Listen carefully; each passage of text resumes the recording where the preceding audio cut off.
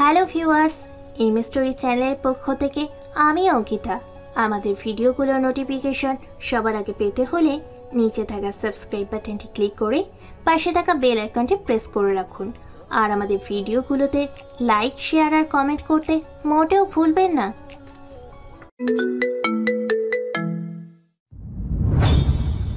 কলেজে আমি নতুন, শুধু কলেজেই নয় শহরেও আমি নতুন। আব্বু ট্রান্সফার হয়ে ঢাকা আসলে সরকারি কর্মকর্তা, তাই তাদের অনেক সময় বিভিন্ন জায়গায় ট্রান্সফার হতে হয়। আর আমারও ইচ্ছা নতুন নতুন জায়গা ঘুরে বেড়াতে, আর অনেক ইচ্ছাও ছিল ঢাকা শহরে আসার। যাক, আল্লাহ আমার ইচ্ছাটা পূরণ করলো। আমি কলেজের দিকে হাঁটতে লাগলাম। হাঁটতে হাঁটতে নিজের পরিচয়টা দিয়ে নেই।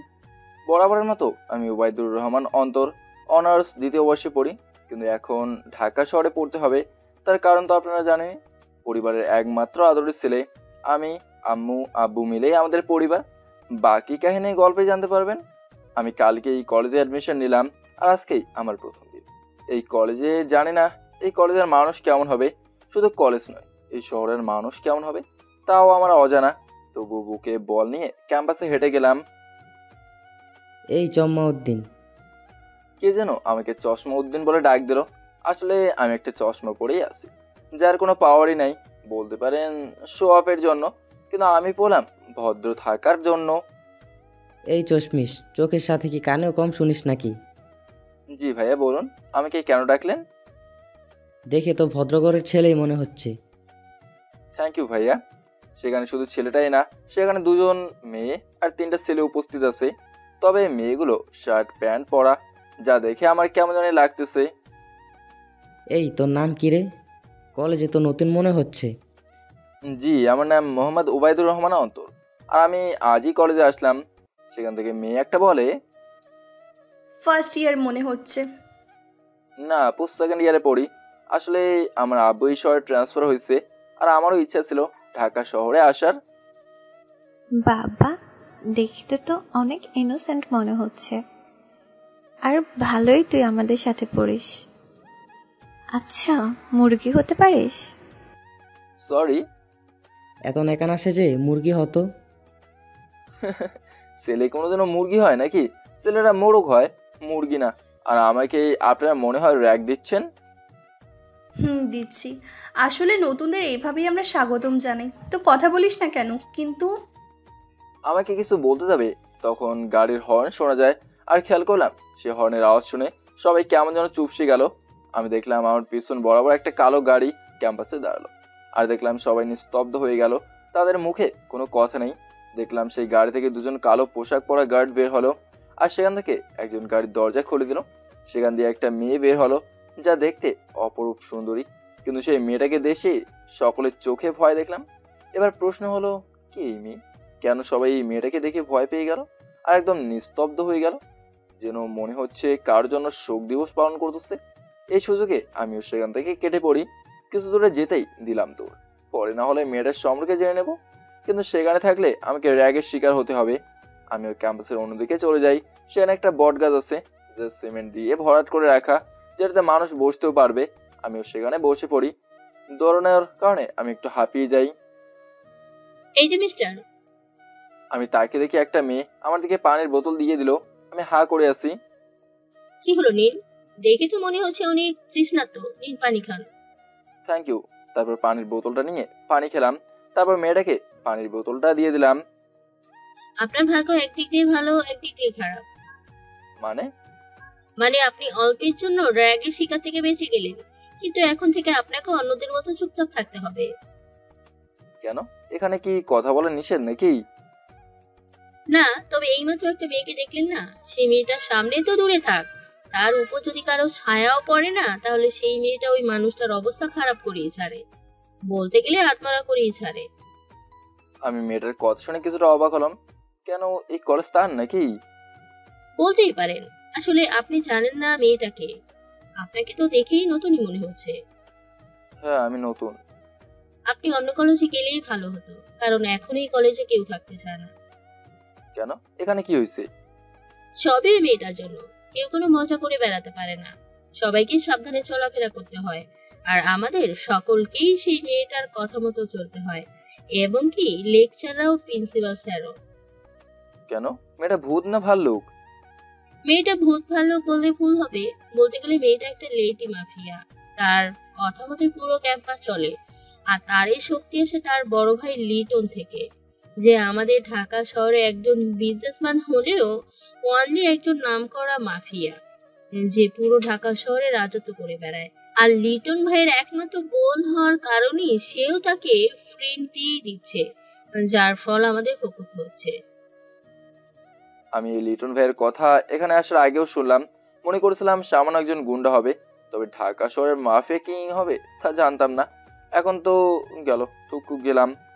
ভাইরে ভাই, আসলে এই কুফা ধরছে, কেন যে এই কলেজে আসলাম। তোর এখন কি হবে? থাক, আপনি একটু সাবধানে চলাফেরা করলেই হবে। বাই দ্য ওয়ে, আমি অপনি সরকার। আর তুমি? আমি উবাইদুর রহমান অন্তর। বাহ, নামটা তো সুন্দর। তোমাকে দেখে আমার ভদ্র মনে হলো, আর নামটাও ভদ্রতের মতোই। আর আমিও তোমার সাথেই পড়ি, মানে তোমার ক্লাসমেট আমি। যাক, ভালোই হলো, এখন আর অসুবিধা হবে না ক্লাস খুঁজতে। আচ্ছা, ওই লেডি মাফিয়ার নাম কি? তার নাম ফারিয়া বিনতে আফরোজ, তবে তাকে সবাই ফারিয়া ম্যাডাম বলেই ডাকে। আর আমাকে আপনি আপনি বলিয়েন না, আমি যেহেতু তোমার ক্লাসমেট তাই তুমি করে বলিও। আর যত পারবা ফারিয়া থেকে দূরে থেকো। মেয়েটা অনেক মারাত্মক লেভেলের জিনিস। যদি কেউ তার সাথে জাস্ট ক থেকে খ করে, তাহলেই সেই ব্যক্তি শেষ। এখন তো ফারিয়া নিজের হাতে সেই ব্যক্তির অবস্থা টাইট করবে, না হলে গার্ড দিয়ে এমন মার খাওয়াবে, একে তো কয়েক মাস বেডে থাকতে হবে, না হলে পঙ্গু হয়েই বাকি জীবন কাটাতে হবে। Thanks for advice. আচ্ছা, আমরা কি বন্ধু হতে পারি? কেন নয়। তারপর অবনীর সাথে ফ্রেন্ডশিপ করে নিলাম, কিন্তু অবনীর মুখে যা শুনলাম তাতে আমার একটু মাথাটাই গরম হয়ে যেতে লাগলো। তবু নিজেকে কন্ট্রোল করে নিলাম। আমি আর অবনী ক্লাসে দেখে গেলাম। সেখানে অবনী তার কিছু ফ্রেন্ডদের সাথে পরিচয় করে দিল। তারপর আমিও একটা সিটে গিয়ে বসি। কিছুক্ষণ পরে লেকচারার স্যার আসে আর সবাইকে গুড মর্নিং উইশ করে। তোমাদের মধ্যে একজন নতুন স্টুডেন্ট আসার কথা, সে কি আসছে? জি স্যার, আমি আসছি। সবাইকে তোমার পরিচয় দাও। আমার নাম মোহাম্মদ ওবায়দুর রহমান অন্তর, আর আমি আজ থেকে আপনাদের সাথে এই কলেজে পড়বো আর আপনাদের সাথে অনার্স কমপ্লিট করব। সবাই অন্তরের সাথে বন্ধুত্ব স্বরূপ আচরণ করবা, আর তার যদি কোনো অসুবিধা হয় তার সমস্যা দূর করার চেষ্টা করবা। তারপর স্যার ক্লাস করাতে শুরু করে। 5 মিনিট পরে দেখলাম পরে আমাদের ক্লাসে আসে। তাকে দেখে সবাই দাঁড়িয়ে যায়, যা দেখে আমি অবাক না হয়েই পড়লাম না। অন্তর দ্বারা না হলে কপালে দুঃখ আছে। আমি অবনীর কথা শুনে দাঁড়িয়ে গেলাম, কিন্তু এই জিনিসটা দেখেই মেজাজ খারাপ হয়ে গেল। আর সবচেয়ে কষ্ট লাগলো, স্যার পর্যন্ত তার জন্য দাঁড়িয়ে যায়, আর ফারিয়া স্যারের পারমিশন ছাড়াই ক্লাসে ঢোকে। সে সিটে বসতেই সকলে সিটে বসে পড়ে। খেয়াল করলাম ফারিয়া আমার দিকে রাগি চোখে তাকিয়ে আসছে, কিন্তু কেন তা আমি জানি না। তবে আমার ভিতরে অন্য কিছুই চলতেছে। পাওয়ার পাইছে ভালো কথা, কিন্তু তার অপব্যবহার করতেই এটা কোনো কথা? তবুও বাদ দিলাম, কারণ আমি নতুন। সো এখন কোনো ঝামেলায় জড়াতে চাচ্ছি না। আমি ক্লাস করতে লাগি, কিন্তু ক্লাসে তেমন মজা বা হই হুল্লোড় হয় না। সবাই একদম চুপসে আছে, মনে হচ্ছে কে যেন মরে গেছে। আর আমরা এখানে শোক দিবস পালন করতেছি। পুরো বোরিং ক্লাস হলো। ক্লাস শেষ করলাম। আমি ক্লাস থেকে বেরিয়ে যেতেই একজন আমাকে ধরে ফেলে। পরে দেখি অবনী। কোথায় যাস? এমনি একটি ঘুরবো আর কি। চল আমাদের সাথে আড্ডা দে। না, আমার থেকে আনইজি লাগতেছে। আরে চল তো। বলে আমাকে টানতে টানতে নিয়ে গেল তাদের আড্ডায়। আসলে তাদের সাথে আড্ডা দিয়ে ভালোই লাগলো, কারণ তারা খুব ফ্রেন্ডলি বিহেভ করে, আর এটাই তো প্রয়োজন। আমরা আড্ডা দিচ্ছি, এমন সময় আমার ফোন ভেজে ওঠে। গাইজ, আমি আসতেছি, তোমরা আড্ডা দাও। আমিও চলে গেলাম এক কোনায়। সেখানে গিয়ে দেখি আমার জিগারের দোস্ত তানভীর ফোন দিচ্ছে। আমি রিসিভ করি। হ্যালো মামাই, কি অবস্থা, কেমন আছিস? শালা, একটা সপ্তাহ ধরেই কই ছিলি তুই? শালা, আব্বু ট্রান্সফার হয়েছে এখানে, আমার কাজ নেই। মালপত্র কি তুই এসে ঠিক করে দিয়ে যাবি? ধুর বেটা, তুই ছাড়া ভালো লাগে না। তুই থাকলে তো এমনি বেটা মন চাঙ্গা হয়ে যায়। শালা, না গেলে কি হইতো? আমার জন্য একটু স্যাক্রিফাইস করতি। শালা, এই সুযোগকে হাতছাড়া করবো নাকি? তুই থাকলে তো কোনো মেয়ের সাথে কথা বলতেও ভয় লাগে। কোন জায়গায় কি বাঁশ দিয়ে বসে থাকিস? ইজ্জত তো অর্ধেক তুই খাইছিস। তাই নতুন শহরে আসলাম একটু ইজ্জত বানাতে। মামা, সুখ কিন্তু চিরস্থায়ী নয়। শালা, এইদিকে আসবি তো একটা মায়েরও মিস যাইব না। আচ্ছা, বাকিদের কি অবস্থা? আর আমাদের ভাই ব্রাদার গুলো কেমন আছে? সবগুলোর এমন মরার মতো অবস্থা। তুই নাই, তাই সবগুলারে এতিম এতিম লাগে রে। মামা, এটা কিন্তু ঠিক করলি না তুই। যাক, এই শহরে এসে নিজেকে একটু ভদ্র তো বানাতে পারলাম, তোদের কাছে থেকে তো নিজেকে সেই হিটম্যান বানাইছি। শালা, সব তুই করলি আর দোষ আমার উপর চাপাচ্ছিস। আহ আমি আর তানভীর ফোনে কথা বলতেছি, তখনই একটা চিৎকার শুনতে পেলাম। মনে হয় কোনো ছেলে চিৎকার দিছে। দোস্ত, এটা কিসের চিৎকার ছিল? আমিও তো অবাক হলাম বেটা। মামা, তুই কিছু করিস নাই তো? শালা, আমি তোর সাথে ফোনে কথা বলতেছি, আমি কি করব? দেখ মামা, উল্টাপাল্টা কিছু করিস না। লাস্ট টাইম কি হয়েছে মনে আছে তো? শালা ফোন রাখ, আর কি হয়েছে দেখতে দে। দোস্ত, নিজেকে শান্ত রাখিস। আর দরকার পড়লে আমি ওইদিকে আমাদের সাথে একজন আছে, তাকে বলবো। না, কাউকে কিছু বলতে হবে না, আমি সামনে নেব। এখন ফোন রাখতো। ভাই, বি কেয়ারফুল অ্যান্ড বি কুল। শালার আজাইরের কথা শোনার ইচ্ছা নাই, বরং কি এই চিৎকার করলো তা আমার দেখতে হবে। আমি ফোন পকেটে ঢুকে চলে গেলাম ক্যাম্পাসে। সেখানে গিয়ে দেখি অনেকে ভিড় জমিয়ে দাঁড়িয়ে আছে। আমিও সেখানে চলে গেলাম। তারপর যা দেখলাম তাদেরকে অবাক না হয়ে পারলাম না, কারণ ফারিয়ার দুজন বডিগার্ড একটা ছেলেকে ধরে আছে। ছেলেটা অনেক রক্তাক্ত অবস্থায় দেখতেছি, আর ফারিয়া দাঁড়িয়ে আছে সেই ছেলেটার দিকে তাকিয়ে হেসেই যাচ্ছে। আমি দেখলাম ফারিয়ার হাতে একটা হকি স্টিক, মনে হয় সেই স্টিক দিয়ে ছেলেটাকে মারছে। আমি নিজেকে আটকে রাখতে পারলাম না। আমি যখন সেখানে যেতে নেব তখন কেউ একজন আমার হাত ধরে ফেলে। আমি দেখলাম অবনী আমার হাত ধরছে। ওই যাস তুই? অবনী স্যার আমাকে। অন্তর, তুই ওখানে গেলে তোকেও মারবে। ভাই, যাস না প্লিজ। আমার মনে পড়লো আমি এখন সে নয়, আমি এখন একজন সাধারণ মানুষ, তবুও আমি যাব। ছেলেটাকে আর মারলে ছেলেটা মরেই যাবে। অবনী স্যার আমাকে। এই মেয়ে, ছেলেটার হাত ধরে আছিস কেন? আসতে দাও ওকে। ফারিয়ার কথা শুনে সবাই আমার আর অবনীর দিকে তাকিয়ে আসছে। ম্যাডাম, ওই এখানে নতুন, তাই কিছুই জানে না, প্লিজ ওকে ছেড়ে দেন। এই মেয়ে, দেখছিস না তার মধ্যে মানব দরদি বেড়ে গেছে? কোনো কথা বলবি না, তাকে আসতে দে। আমিও অবনীর থেকে ঝাড়ি মেরে হাত ছাড়িয়ে নিলাম। তবে ফারিয়ার কথা শুনে সবার চোখে ভয় দেখতে পাচ্ছি। আমিও সেই ছেলেটার কাছে যাই। এই, তোরা এই আবালকে ছাড় আর এই বীর পুরুষকে ধর। সাথে সাথে ফারিয়ার সেই দুই গার্ড আমাকে ধরে ফেলে। ফারিও আমার কাছে এগিয়ে আসে। কি রে বীর পুরুষ, তুই আমার কাছে নাক গলারই কেন? কি মরার জন্য এতই ইচ্ছে কেন তোর? আজকে ক্লাসেও দেখলাম তুই আমি আসার পরে দাঁড়ালি না। না, দাঁড়িয়েছিস, তবে একটু দেরি করে। আর আমি লেট মানুষ একদম ঘৃণা করি। আর কি মনে করেছিস নিজেকে তুই? তুই জানিস আমি কে? আমার এলাকায় আসলি, আবার আমার কলেজে আসলি, অথচ আমাকেই সম্মান করলি না। তুই তো অস্ত একটা বেয়াদব। বলেই দিল আমাকে ঠাস করে কষে একটা থাপ্পড়, যা খেয়ে প্রচুর ব্যথা পাই। কিন্তু আমাকে ফারিয়ার গার্ডরা ধরেই আছে। আয় ছোট লোক খ্যাত, নিজেকে হিরো মনে করছিস তাই না? দেখতে তো একদম ইনোসেন্ট, বাচ্চার মতো, কিন্তু কলিজা মনে হয় তোর বড়, তাই না? আপু, আপনি আমাকে মারলেন কেন? আর আপনি যে কাজ করে বেড়ান সেটা কি ঠিক? আয় ছোট লোকের বাচ্চা, তুই আমাকে ঠিক বেঠিক শেখাবি? তোর সাহস তো কম না, তুই আমার সামনে মুখে মুখে কথা বলিস। এই, তোরা শুধু ধরেই রাখবি নাকি মার একে? রেগে ফারিয়া তার গার্ডদের বলে আমাকে যখনই মারতে যাবে তখনই কলেজে আরো একটা কালো গাড়ি আসে, যাদেরকে ফারিয়ার গার্ড আমাকে মারেনি, বরং সেখানেই থেমে গেল। সেই গাড়ি থেকে একটা লোক বের হয়, আর সাথে সাথে ফারিয়া সেই লোকটার কাছে চলে যায়। ভাইয়া বলেই ফারিয়া লোকটাকে জড়িয়ে ধরে। তার মানে এই লোকটাই লিটন ভাই। ভাইয়া, এই ছেলেটা আমার মুখে মুখে তর্ক করছে, ভাইয়া একে শাস্তি দাও। এই ছেলে নাম কি তোর? তোকে তো এখানে আগে কখনো দেখি নাই। ভাইয়া, এই খ্যাতটা নতুন আসছে আমাদের কলেজে, কেন যে প্রিন্সিপাল এদের মতো খ্যাতগুলোকে আমাদের কলেজে নেয়? থাক বোন, যেহেতু সে নতুন তো সে কিছুই জানে না, তাকে মাফ করে দে। আর চল, আমার সাথে তোর জন্য সারপ্রাইজ আছে। এই, তোরা এই খ্যাতকে ছেড়ে গাড়ি নিয়ে চলে আসিস, আমি ভাইয়ের সাথে গেলাম। বলেই সে লিটন ভাইয়ের সাথে তার গাড়িতে উঠে চলে যেতে লাগে। আর ফারিয়ার গার্ডগুলো আমাকে ছেড়ে দিয়ে তারাও গাড়ি নিয়ে চলে যায়। আমাকে ছাড়তেই অবনী আমার কাছে দৌড়ে আসে। তোকে মনা করেছিলাম না, তাহলে কথা শুনিস নাই কেন? আমাকে পরে বকিস, আগে এই ভাইয়াটাকে হসপিটালে নিয়ে যাই। তারপর সেখান থেকে ছেলেটাকে নিয়ে আমরা কয়েকজন হসপিটালে যাই, সেখানে সেই ছেলেটার ট্রিটমেন্ট করাই।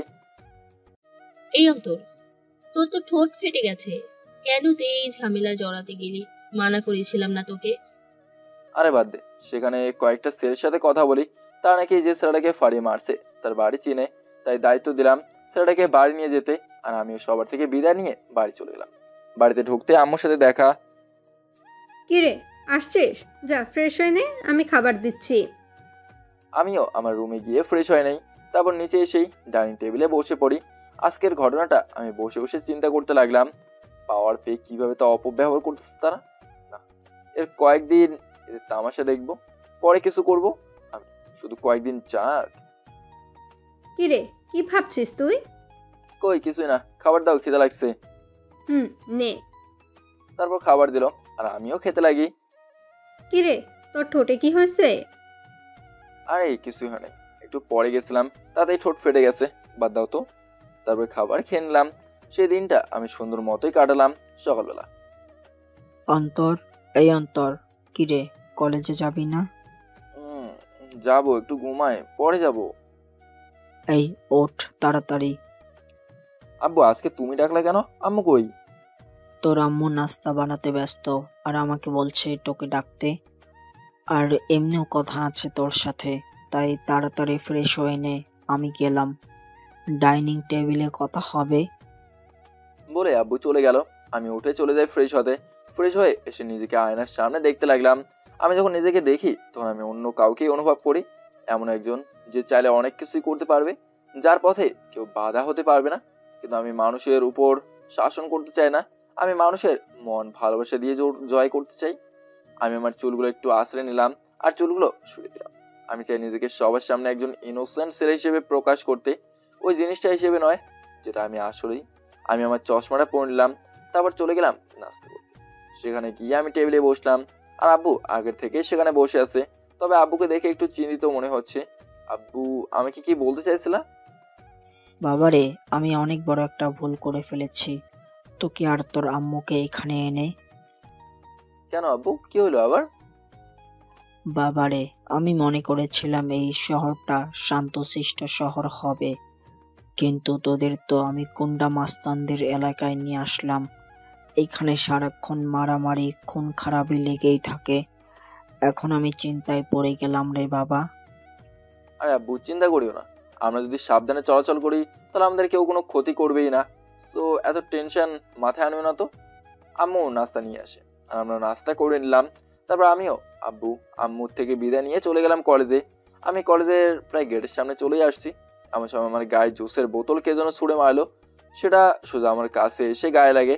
মেজাজটা 440 ভোল্টের হয়ে গেল। কি আমাকে এই জুসের বোতলটা ছুড়লো? পরে দেখি সে আর কেউ না, ফারিয়া। কলেজের সামনে একটা দোকান আছে, সেখানে সে বসে আছে। দেখলাম ফারিয়া শার্ট প্যান্ট আর শু পরে আছে, যা আমার অতিরিক্ত জঘন্য লাগলো। আমিও কিছু না বলেই মাথা নিচু করে চলে যেতে লাগি। কি বা বলবো, আমি তো সাধারণ একটা ছেলে আর সে তো লেডি মাফিয়া। এই চশমিশ খ্যাত। আমি পিছনে তাকাতে দেখলাম ফারিয়া আমাকে ডাক দিল। আমি আবার হাঁটতে লাগলাম, কারণ আমি এখন এই মেয়ের সাথে লাগতে চাই না। হঠাৎই কেউ আমাকে ধরে ফেলে। আমি দেখলাম এটা ফারিয়ার গার্ড। কি চাই ভাই? তোকে ম্যাডাম ডাকছে। আমাকে কে ডাকবে আবার, আর কখনই বা ডাকলো? এই চুপচাপ চল বলে আমাকে টানতে টানতে নিয়ে গেল ফারিয়ার কাছে। আই খ্যাত, তোকে ডাকি নাই আমি? আপনি আমাকে কোথায় রাখলেন? আমার নাম তো খ্যাত না। এই শোন, আমি যাকে যা ইচ্ছা তাই বলে ডাকবো, আর আমার সাথে অ্যাটিটিউড দেখাচ্ছিস তাই না? কি বলেন আপু, আমি আপনার সাথে অ্যাটিটিউড দেখাবো? কোথায় আপনি আর কোথায় আমি? কোথায় বাঘ আর কোথায় হরিণ? সেটাও ঠিক, তবে বাঘ না, বাঘিনী হবে, বুঝছিস? আর আমার জুতোর লেসটা লাগিয়ে দে তো। কি? কানে শুনিস নাই নাকি? এই কলেজে সবাই আমার কথা মতোই চলে, যে আমার কথা শোনে না তার কি হাল করি তা তো দেখছিসই। এখন কথা না বলে আমার শু লেসটা লাগিয়ে দে, নাকি তোকে লুজ করতে হবে? না না আপু, আমি লাগিয়ে দিচ্ছি। তারপর আমি বাদ্য ছেলের মতো শুলেস লাগিয়ে দিলাম। এই তো, গুড বয়। আই খ্যাত, তোর নামটা কি জানি? জি, মোহাম্মদ ওবায়দুর রহমান অন্তর। ঠিক আছে, যন্তর মন্তর, এবার যা আমার চোখের সামনে থেকে।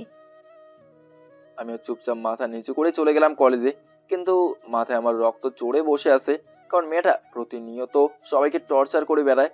না, এর সমাপ্তি করতেই হবে, কিন্তু এখন আমি সে রূপ নিতে পারবো না। আমি এখানে ভদ্র হয়েই থাকতে চাই। আমাকে অন্য কোনো পথ বের করতে হবে, না হলে এই সব আটকানো যাবে না। তারা আমাকে পাওয়ার দেখিয়ে ভয় লাগাচ্ছে, তাই না? সময় হোক, তাদের বাহাদুরিও বের করব আমি। শুধু সময়ের জন্য অপেক্ষা রইলাম আমি। তাদের আমি বোঝাবো কার সাথে কি করতেছে তারা। আমি কলেজে ঢুকলাম। না, এখন সবাই স্বাভাবিকভাবেই আছে, সেটাই ভালো। সবার স্বাধীনভাবে চলাফেরা করার অধিকার আছে, কিন্তু এই লিটন ও তার বোন নিজেদের রাজত্ব বসে রাখছে। কিন্তু তাদের এই রাজত্ব আমিই শেষ করব। শুধু পিন্টু একবার দেশে ফিরে আসুক, তারপর দেখবো আমি। আমি হাঁটতে লাগলাম। হঠাৎ আমি অবনীকে দেখলাম, তাই আমিও তার কাছে চলে এলাম। রে, কি অবস্থা? এই তো ভালোই, তোর কি খবর? এই তো ভালোই। আমরা কথা বলতেছি, হঠাৎ কেউ একজন আমার পেছন থেকে আমার ঘাট চেপে ধরে। যে আমার ঘাট ধরছে সেটি আমার পেছন বরাবর আছে। তার হাত একটু লুজ হতেই আমি পেছন ঘুরে ডাইরেক্ট গলা চেপে ধরি। আসলে আমার রাগ উঠে গেছিল, আর এমনিও ফায়ারের কাণ্ডকলাপ দেখে মাথায় প্রায় রক্ত চড়েই আছে। মামা কি করিস? ছাড় মামা, মরেই যাবে কিন্তু। আমি তার দিকে তাকিয়ে সাথে সাথেই তার গলাটা ছেড়ে দিলাম, কারণ সেটা আর কেউ না, যাকে দেখে আমি অবাক না হয়েই পারলাম না। শালা তুই তুই এখানে কি করিস? তোকে মানা করছি না এখানে আসতে না? আর মরার এত শখ হয়েছে তোর? শালা, আমি তো ভুলেই গেছিলাম কাকে ঘাড় চেপে ধরলাম। শালা তুই এখানে কি করিস? আসলাম আর কি খুশির ঠেলায়, কিন্তু তোর মাথা গরম হয়ে আছে কেন? কি হয়েছে রে দোস্ত? আরে কিছু হয় নাই, কিন্তু তুই এখানে কেন? তোকে আগেই বলেছি মামা, তোকে ছাড়া কিছুই ভালো লাগে না, তাই আমিও চলে আসলাম। কিন্তু তোকে দেখে প্রায় অবাক হয়ে গেলাম। এ কেমন গেটআপ মামা তোর? পাশে অবনী ছিল, সে বলে, কেমন গেট আপ মানে? এই শয়তানটা এমন না। এই মেয়ে, মুখ সামলে কথা বলেন। কাকে কি বলতেছো তুমি জানো? এই চাইলে 1 মিনিটের শালা কিছু বলার আগে আমি শালার মুখ চেপে ধরলাম। এই অন্তর কি বলতেছে সে? 1 মিনিটে কি? আর তুই ওর মুখ চেপে ধরলি কেন? এমনি শালা মুখ থেকে গন্ধ বের হইতেছে। তুই থাক, আমি শালার মাউথ ওয়াশ করাই দেই আসি। এই শালা চল আমার সাথে। মনে হয় দাঁত ব্রাশ না করেই চলে আসছিস। মুখ চেপে টানতে টানতে নিয়ে গেলাম তানভীরকে। আমি তানভীরকে এক কোনায় নিয়ে গিয়ে মুখ ছেড়ে দিলাম। এই শালা, তুই আমাকে টেনে আনলি কেন? আর মুখ চেপে ধরলি কেন তুই? শালা মুখে একটু কন্ট্রোল করতে শেখ। আর তুই এখানে কেন সেটা বল। আমার চট্টগ্রাম ভালো লাগে না, তাই আমিও ঢাকায় চলে আসলাম। তোকে মানা করলাম না আমার পিছু না নিতে? শালা, আমি তো থাকলে তোকে প্রোটেক্ট করবে কে? আর তাছাড়া তুই ছাড়া বেটা কিছুই ভালো লাগে না। মামা, আমরা দুজনে একত্রে থাকলেই মজা হয়। কিন্তু ভাই, আমি নিজেকে একটু শুধরে নিতে চাই। আমি সেই দুনিয়া থেকে একটু রেহাই চাই ভাই। মামা, আমরা সেই দুনিয়ার থেকে এত সহজে রেহাই পাবো না। আর মামা, বকবক করিস না। আর এই হাল করে রাখলি কেন সেটা বল। মানে এই গেটআপ কেন তোর? এমনি নিজেকে একটু আপাতত ভদ্র রাখতে চাই আর কি। শালা, আমরা কি ভদ্র? আমি ভদ্র। তুই ভদ্র? ভাই, জোকসটা অনেক মজার ছিল। যে কিনা চাইলে বড় বড় মাফিয়াদের পা দিয়ে পিষে ফেলতে পারে, সে কিনা ভদ্র। ও ভাই, মারো মুঝে মারো। নেহি ইয়ার, মজাক हो रहा है के? ভাই আল্লাহর ওয়াস্তে এখানে আমার পর্দা ফাঁস করিস না। আমি এখানে একজন ভদ্র ছেলে, তাই আমার পিছে বাস দিস না। ওকে, যেভাবে খুশি থাকো। মোট কথা আমি তোর সাথে থাকলেই হয়েছে। মানে তুই আমার পিছনেও ছাড়বি না? না রে মামা, তুই যেখানে আমি সেখানে, দুজনে। আর গান গাইস না, এবার চল। আর ভুলেও মুখ খুলবি না, বুঝছস? তারপর তানভীরকে নিয়ে ক্যাম্পাসে গেলাম। সেখানে আমি অবনীর সাথে তানভীরের পরিচয় করে দিলাম।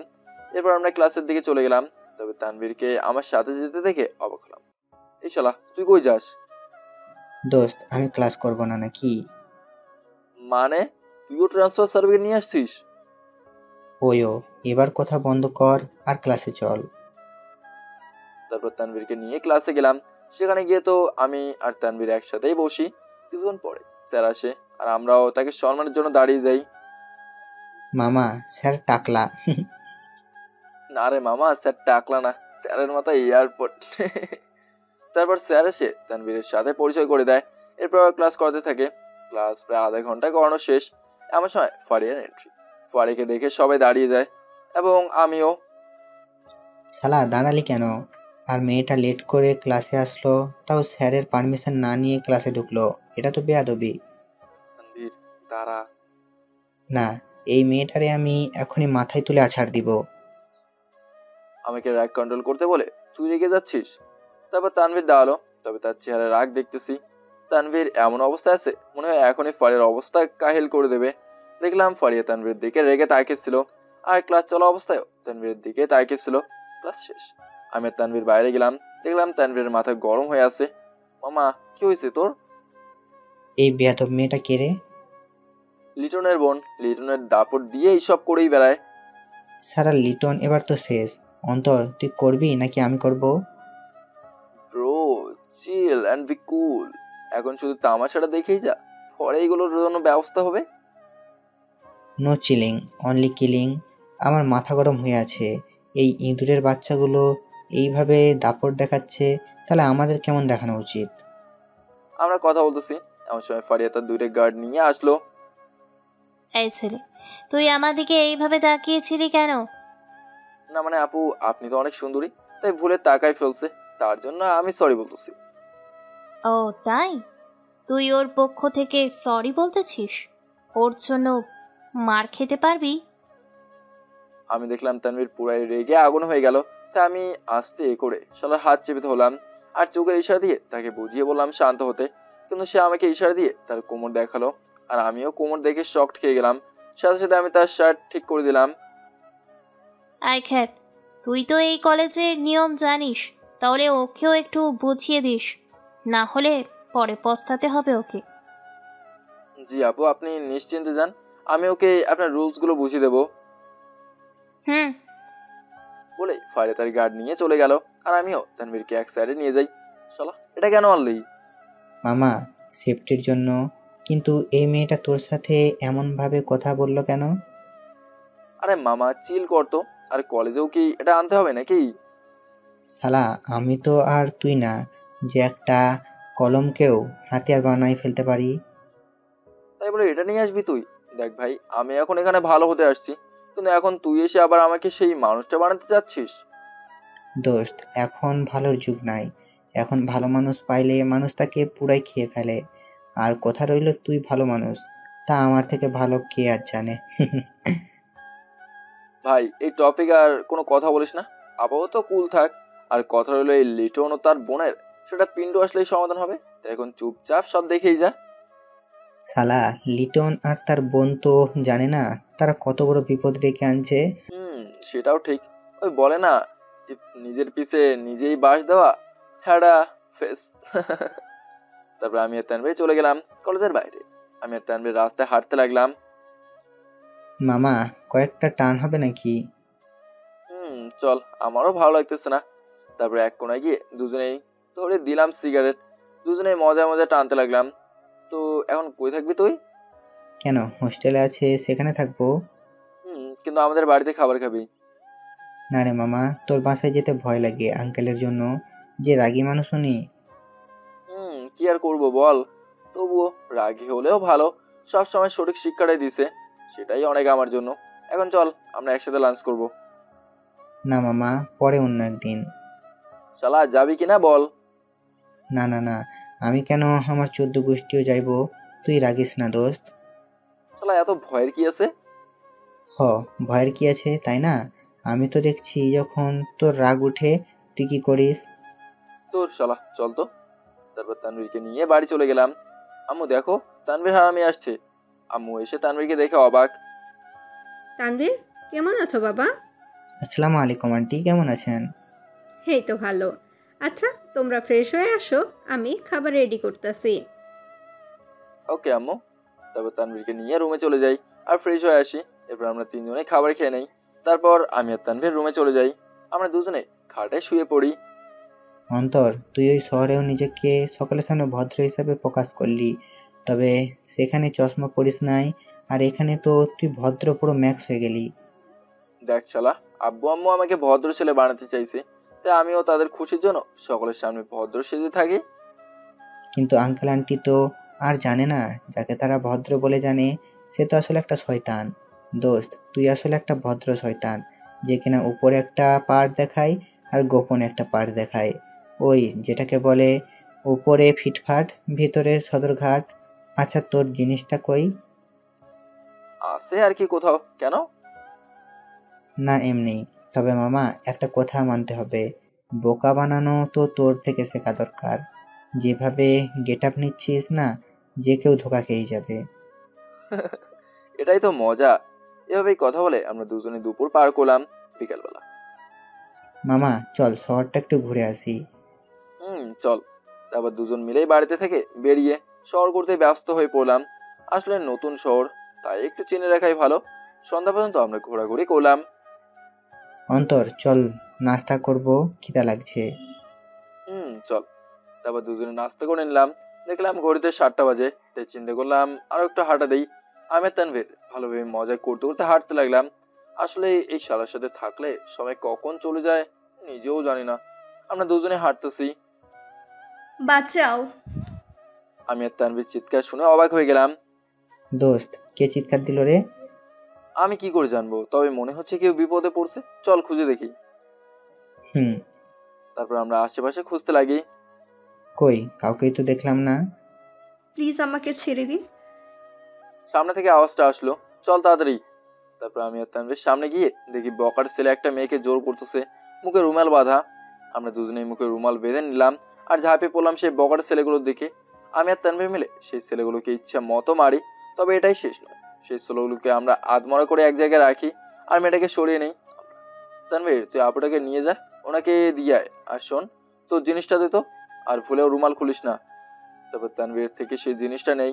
আসলে আপনাদের মনে আসতেই পারে তানভীরের কাছে কি এমন জিনিস আছে।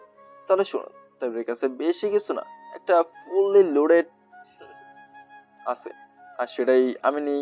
তানভীরকে চলে যেতে বলি। তারপর তানভীর মেয়েটাকে নিয়ে চলে যায়। আমিও সেই ছেলেগুলোর কাছে চলে যাই।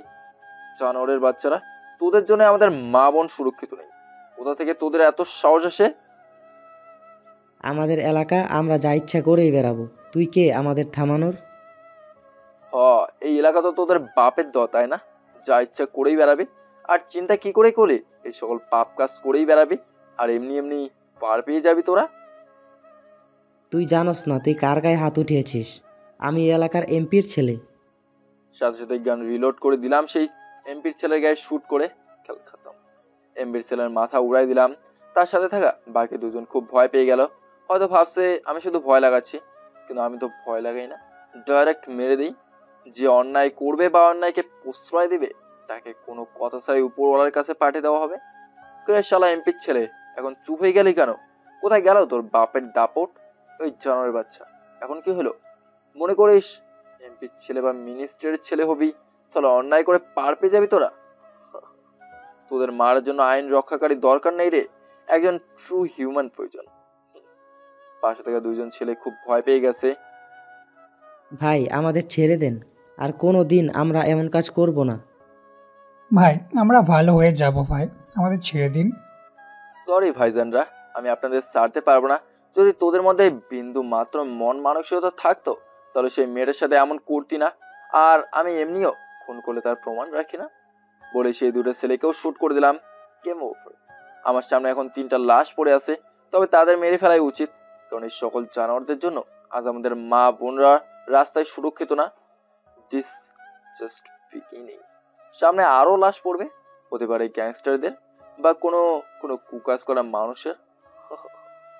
আগে এই শহর ছিল লিটন ভাইয়ের, কিন্তু এবার এই শহরের রাজত্ব করবে তাদের বাপ। আমি এবার সোজা হাঁটতে লাগি বাড়ির উদ্দেশ্যে। হাঁটতে হাঁটতে নিজের মুখের রুমালটা খুলে নেই, পিস্তলটা আমার কোমরে রেখে দিই, আর সেই চশমাটা পরে নিলাম, আর আবারও নিজেকে ইনোসেন্ট বানিয়ে নিলাম। আমি সোজা আমাদের বাড়িতে চলে যাই। তারপর আমি আমার রুমে গিয়ে ফ্রেশ হয়ে নেই। এরপর আমি তানভীরকে ফোন দিলাম বাড়ি আসার জন্য। আর আমিও ভাবতে লাগলাম আজকে যে 3টা খুন করলাম সেটা নিয়ে। কিছুক্ষণ পরে বাড়ির বেল বেজে ওঠে, আর আমিও গিয়ে দরজা খুলে দেই। দেখলাম আব্বু আসলো। কিরে, আজকে তোকে একটু অন্যরকম লাগতেছে যে? আরে আব্বু, প্রতিদিনই তো আমাকে এরকম লাগে।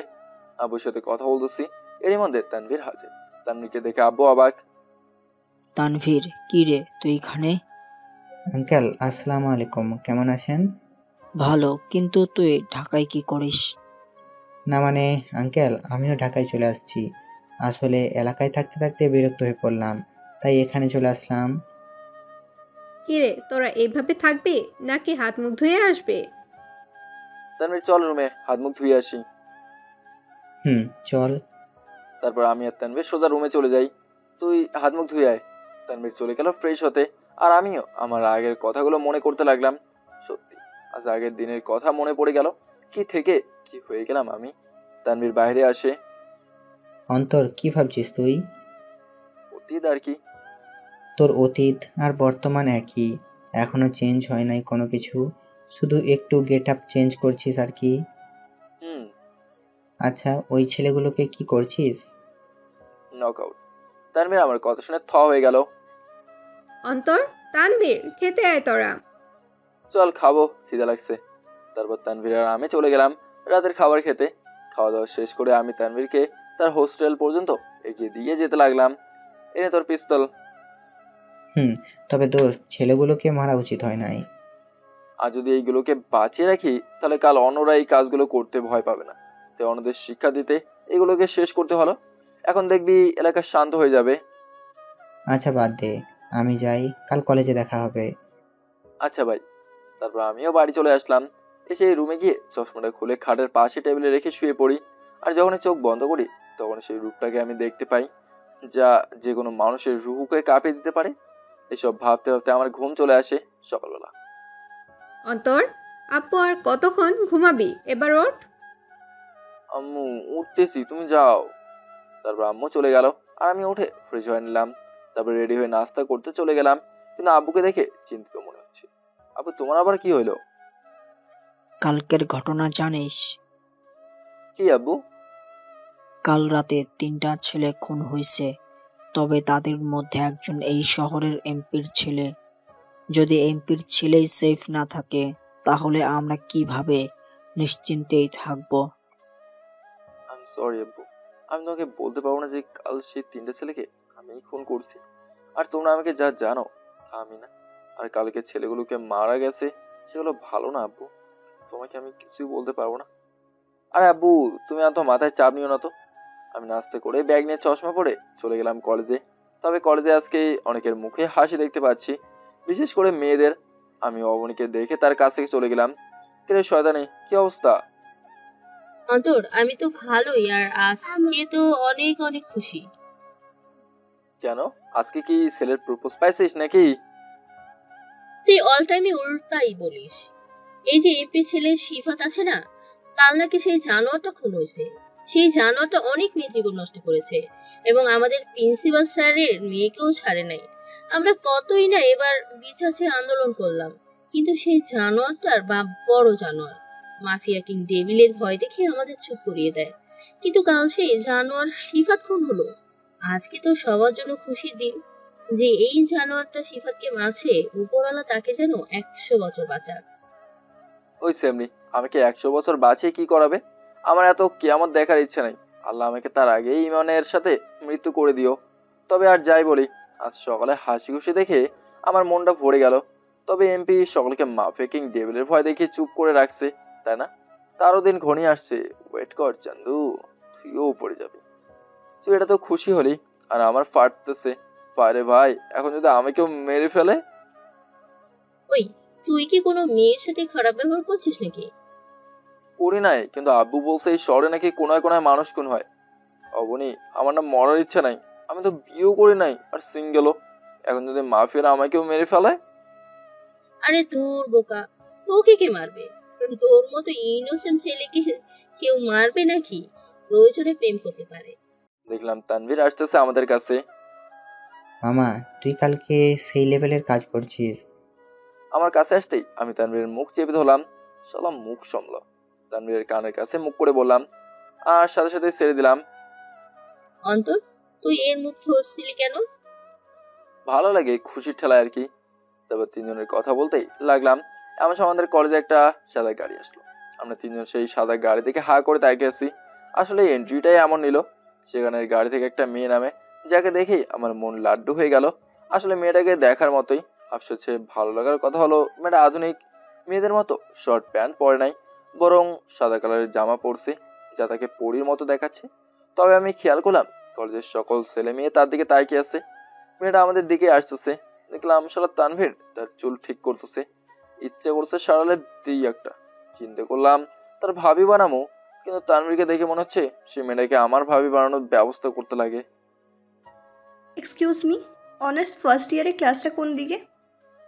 বিশ্বাস করেন রাসেল ভাই, মেয়েটার ভয়েসটা শুনে ইচ্ছে করছে এখনই তুলে নিয়ে গিয়ে বিয়ে করে ফেলি। কারণ মেয়েটাকে তো দেখতে পরীর মতোই লাগলো, আর তার ভয়েস শুনে তো আমি ফিদা হয়ে গেলাম। বলতে গেলে মেয়েটা মনে হয় আকাশ থেকে নেমে আসে পরী মনে হচ্ছে। আরে আমি দেখাচ্ছি, আপনি আমার সাথে আসুন। নর্মাল হয়ে মিষ্টি করে বলে। আমি মনে করলাম এটাকে তানভীরের ভাবি বানাবো, কিন্তু শালা তো আমার ভাবি বানানোর প্ল্যান করতেছে। কিন্তু তানভীর, তুই তো ক্লাস চিনিস না, তুই তো কাল আসছিস। সমস্যা নাই, আমি ওনাকে খুঁজে দেব, আর আপনি চলুন আমার সাথে। তারা দুজনেই চলে যেতে লাগে, আর আমি 2 কেজি ছ্যাঁকা খেয়ে ব্যাকা হয়ে গেলাম। তোমরা থাকো সুখে, আগুন জ্বলুক আমার বুকে, জীবনটাই বেদনা। কিরে, তুই মুখটাকে বাংলার প্যাচের মতো করে রাখলি কেন? এমনি খুশির ঠেলায়। সবই বুঝি তো, মেয়ে দেখি ফিদা, বন্ধুর জন্য মেয়েকে আলবিদা। আরে বাদ দে তো, তারপর আর কি করবো? ক্যাম্পাসে বসে বসে দুজনে আড্ডা দিচ্ছি। শালা তানভীর তো এখন গায়েব। শালা মেয়ে পায়া বন্ধুকে ভুলে গেল। আসলে এ আমার জন্য অনেক স্যাক্রিফাইস করছে। সে আমার জন্য ঢাকায় পর্যন্ত চলে আসলো, আর আমি তার জন্য এই মেয়ের পিছে পড়া বাদ দিলাম। তা না হলে পড়িয়েই ছাড়তাম। আমি অনেক কথা বলতেছি, কিছুক্ষণ পরে তানভীর আসে। শালা আমার কলিজে আঘাত করলি তুই। কি কস মামা, তার মানে তুইও? আরে না, আমি ফান করতেছি। দুইজনের ফাইজলামি হইলে ক্লাসে যাওয়া যাবে। তারপর চলে গেলাম ক্লাসের দিকে। তবে দেখলাম সেখানে ফারিয়ার গার্ড আগের থেকেই দরজায় উপস্থিত। তার মানে ফারিয়াও ক্লাসে চলে গেছে। আমরাও ক্লাসের দিকে যেতে লাগলাম। ফারিয়ার গার্ড সাথে সাথে আমাদের থামিয়ে দেয়। আরে ভাই, ক্লাসে যাবো, থামলেন কেন? ম্যাডাম ভিতরে যেতে মানা করেছে, তাই কেউ যেতে পারবে না। তোরা চল এখান থেকে, ভিতরে যাইস না। অবনি, আমাদের একটু কাজ আছে, তুই যা, আমরা অন্য জায়গায় যাব। আচ্ছা ঠিক আছে। তারপর অবনি চলে গেল। মামা, মনে হয় এই ইঁদুরের বাচ্চাগুলোর ব্যবস্থা করতে হবে। কানের কাছে এসে আস্তে করে বলে, ওকে তুই এই একটাকে সামলা, আমি একটাকে সামলাই, আর ক্লাসে যাই। ভাইয়া, লিটন ভাই আমাকে বলেছে ফারিয়া ম্যাডামের একটা গার্ডকে ডেকে নিয়ে যেতে। কি বলিস?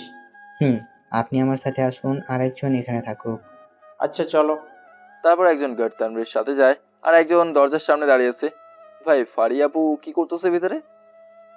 একটা ছেলের সাথে ফারিয়া ম্যাম ধাক্কা খায়, কিন্তু ছেলেটা ক্ষমা না চেয়ে চলে আসে, তাই ফারিয়া ম্যাম সেই ছেলেটাকে শিক্ষা দিচ্ছে। ও আচ্ছা, বলে আমি সেই গার্ডের মাথা ডাইরেক্ট দরজার সাথে দিলাম বাড়ি, যার জন্য দরজাও খুলে যায়, আর গার্ডও রুমের ভেতরে ছিটকে পড়ে। দরজা ভাঙতে দেখে ফারিয়া আমাকে দেখে অবাক হয়ে গেল। হ্যাঁ, তুই এখানে কি করিস? আর আমার গার্ডকে কে মারলো? অনেক সহ্য করেছি তোর এই আবলামি, কিন্তু এবার খেল খতম। ভদ্রতা দেখাই তো, তাই ভদ্র ভেবেই বসে আছিস। একটা ভদ্রের পিছে কি লুকিয়ে আছে তা তো দেখিস নাই, তবে এবার দেখাবো। এই, তুই আমার সাথে তুই তুকারি করছিস, সাথে উঁচু গলায় কথা বলছিস? মরার ভয় নাই তোর? আগে তুই ঠিকতে থাকতে পারিস কিনা সেটা দেখ, বলে আমি ফারিকে জাপটে ধরে ফেলি। ছাড় আমাকে। সামান্য একটু ধাক্কা লাগলো বলে সেটার এই হাল করছিস তুই। এখন আমি যেটা করব সেটার জন্য তুই আমাকে কি করবি? এই খ্যাত, ছাড় বলতেছি, না হলে কিন্তু আমার গার্ড দিয়ে তোর এমন হাল করবো না, আর সোজা হয়েও দাঁড়াতে পারবি না। সাথে সাথে কথা না বলে জোর করে ফারিয়ার ঠোঁট জোড়া নিজের দখলে করে নিলাম। প্রায় 3 মিনিটের মতো ফারিয়ার ঠোঁট নিজের দখলে করে রাখলাম, এরপর ছেড়ে দিলাম। দুজনে হাঁপাচ্ছি। কি এবার কি করবি তুই? জানোয়ারে বাচ্চা, তুই আমাকে কি করে কিস করলি? এবার তুই শিওর মরবি। আমাকে মারবে কে? তোর সেই পঙ্গু লিটন ভাই। সে তো শুধু ডেভেলের লেফট হ্যান্ড, এর পাচেটের ঢাকা লিটন ভাই হয়েছে। আজকে তুই তোর জীবনের সব থেকে বড় ভুল করে ফেলছিস। কাল তুই সকালে সূর্য দেখবি না, এটা এই ফারিয়ার কথা। কেন, আজ রাতে কি হানিমুনে যাবা নাকি? হেসে নে তুই, তোর সব হাসি বের করবো আমি। তার আগে আর একটা কি পাবো বলে ফাড়ির দিকে এগোতে লাগলাম, আর সেও এক দৌড়ে রুম থেকে বেরিয়ে যায়। আমি জানি এখন সে তার ভাইকে বলবে সমস্যা নেই, এখন একদম ফর্মে চলে আসছি, সকলের সামনে ভদ্র থাকবো, কিন্তু ভেতরে ভেতরে একজন শয়তান হয়েই থাকবো। তারপর তানভীরকে ফোন দিয়ে ডেকে এনে সেই ছেলেটাকে, ও যে গার্ডকে দরজার সাথে মাথায় বাড়ি খাইয়ে আহত করলাম, তাদের নিয়ে হসপিটালে চলে যাই। হসপিটালে আসার সময় তানভীর যে গার্ডটাকে নিয়ে যায় তাকে তানভীর মেরে আদমার করে দেয়, পরে তাকেও আনতে হলো। আর মজার ব্যাপার হলো আমরাই তাদের আহত করলাম আর আমরাই তাদের এখন ট্রিটমেন্ট করতে আনলাম। তবে আমরা বেশি চিন্তিত সেই ছেলেটাকে নিয়ে, যাকে ফাড়িয়ে চেয়ারে বেঁধে মারছে। ডাক্তার তো তাকে নিয়ে গেল আর সেই দুই গার্ডকে কেবিনে নিয়ে যায়, কারণ তাদের অতটাও ক্ষতি হয় নাই, কিন্তু সেই ছেলেটার অনেক ক্ষতি হয়েছে। ইভেন আমি নিজেও তার হাল দেখে ভয় পেয়ে গেলাম। আসলে সব পাওয়ারের খেলা, যার কাছে পাওয়ার থাকবে সেই বাদশাহ বেগম, আর যাদের কাছে ক্ষমতা থাকে না, তারা সেই ক্ষমতাবান ব্যক্তিদের গোলামি করতেই হয়। আমি তানভীর দাঁড়িয়ে আছি।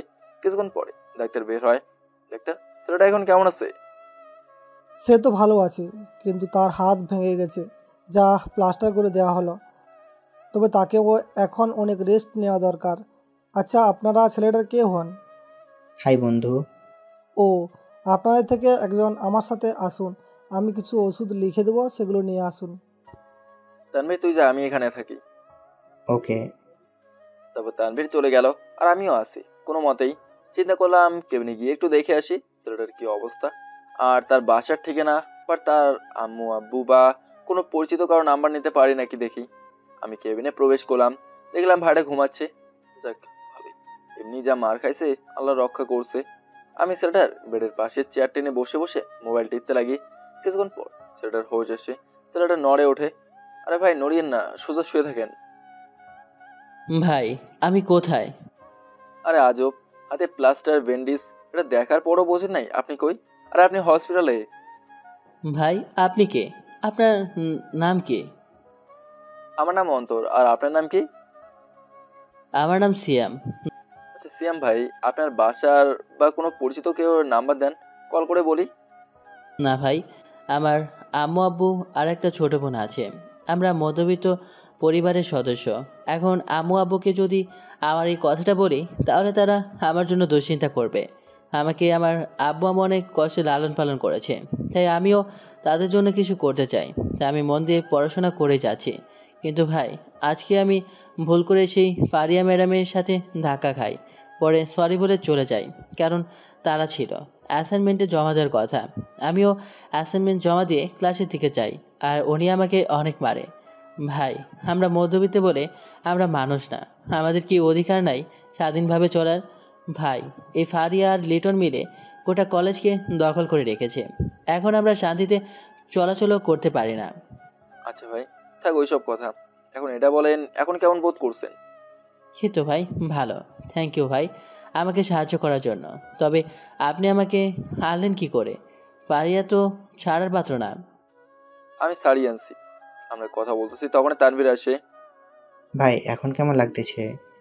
এই তো ভালো, কিন্তু ভাই আপনি কে? ও আমার সাথে হয়ে আপনাকে আনছে। আমার নাম তানবীর। আর ভাই কথা বলিয়ে না, রেস্ট নাও। অন্তর, ওনার বাসার নাম্বার নিছিস? না, সিয়ামকে যা যা বলে সব বললাম। অসুবিধা নাই, তবে ওনাকে উচিত বাসায় ফোন করে বলে দেওয়া, নাহলে টেনশন করবে। সিয়াম ভাই আপনি আপনার বাসায় বলে দেন আপনি আপনার বন্ধুদের সাথে পিকনিকে গেছেন, কয়েকদিন পরে ফিরবেন। আসলে বাসায় বলবেন আপনাকে জোর করে নিয়ে গেছে। আচ্ছা ভাই। তারপর সিয়াম তার পরিবারের সাথে কথা বলে নেয়। রাত পর্যন্ত আমি আর তানভীর সিয়াম ভাইয়ের কাছেই ছিলাম। আমি বাসায় ফোন করে বলে দিই আমরা আজকে বাসায় ফিরতে দেরি হবে, নাহলে আব্বু আম্মু আবার চিন্তা করবে। রাতে আমরা তিনজনই খাবার খেয়ে নিলাম। সিয়াম ভাই শুধু হাত ভাঙছে, আর অতিরিক্ত মার খাওয়ার ফলে তার শরীরে কিছু অংশ ফেটে যায়, সেগুলো ডাক্তার ওয়াশ করে ব্যান্ডেজ করে দেয়। আর আমরা আমি আর তানভীর যে দুজন গার্ডকে আহত করলাম তাদের শুধু কিছুটা ফ্র্যাকচার হয়, তবে আমি দেখে মারলাম তার মাথা ফেটে যায়। আসলে দরজায় খুব জোরেই বাড়িটা দেই আমি। অন্তর তুই চলে যা, আমি এখানে থাকি। আরে না আমি থাকি, তুই যা।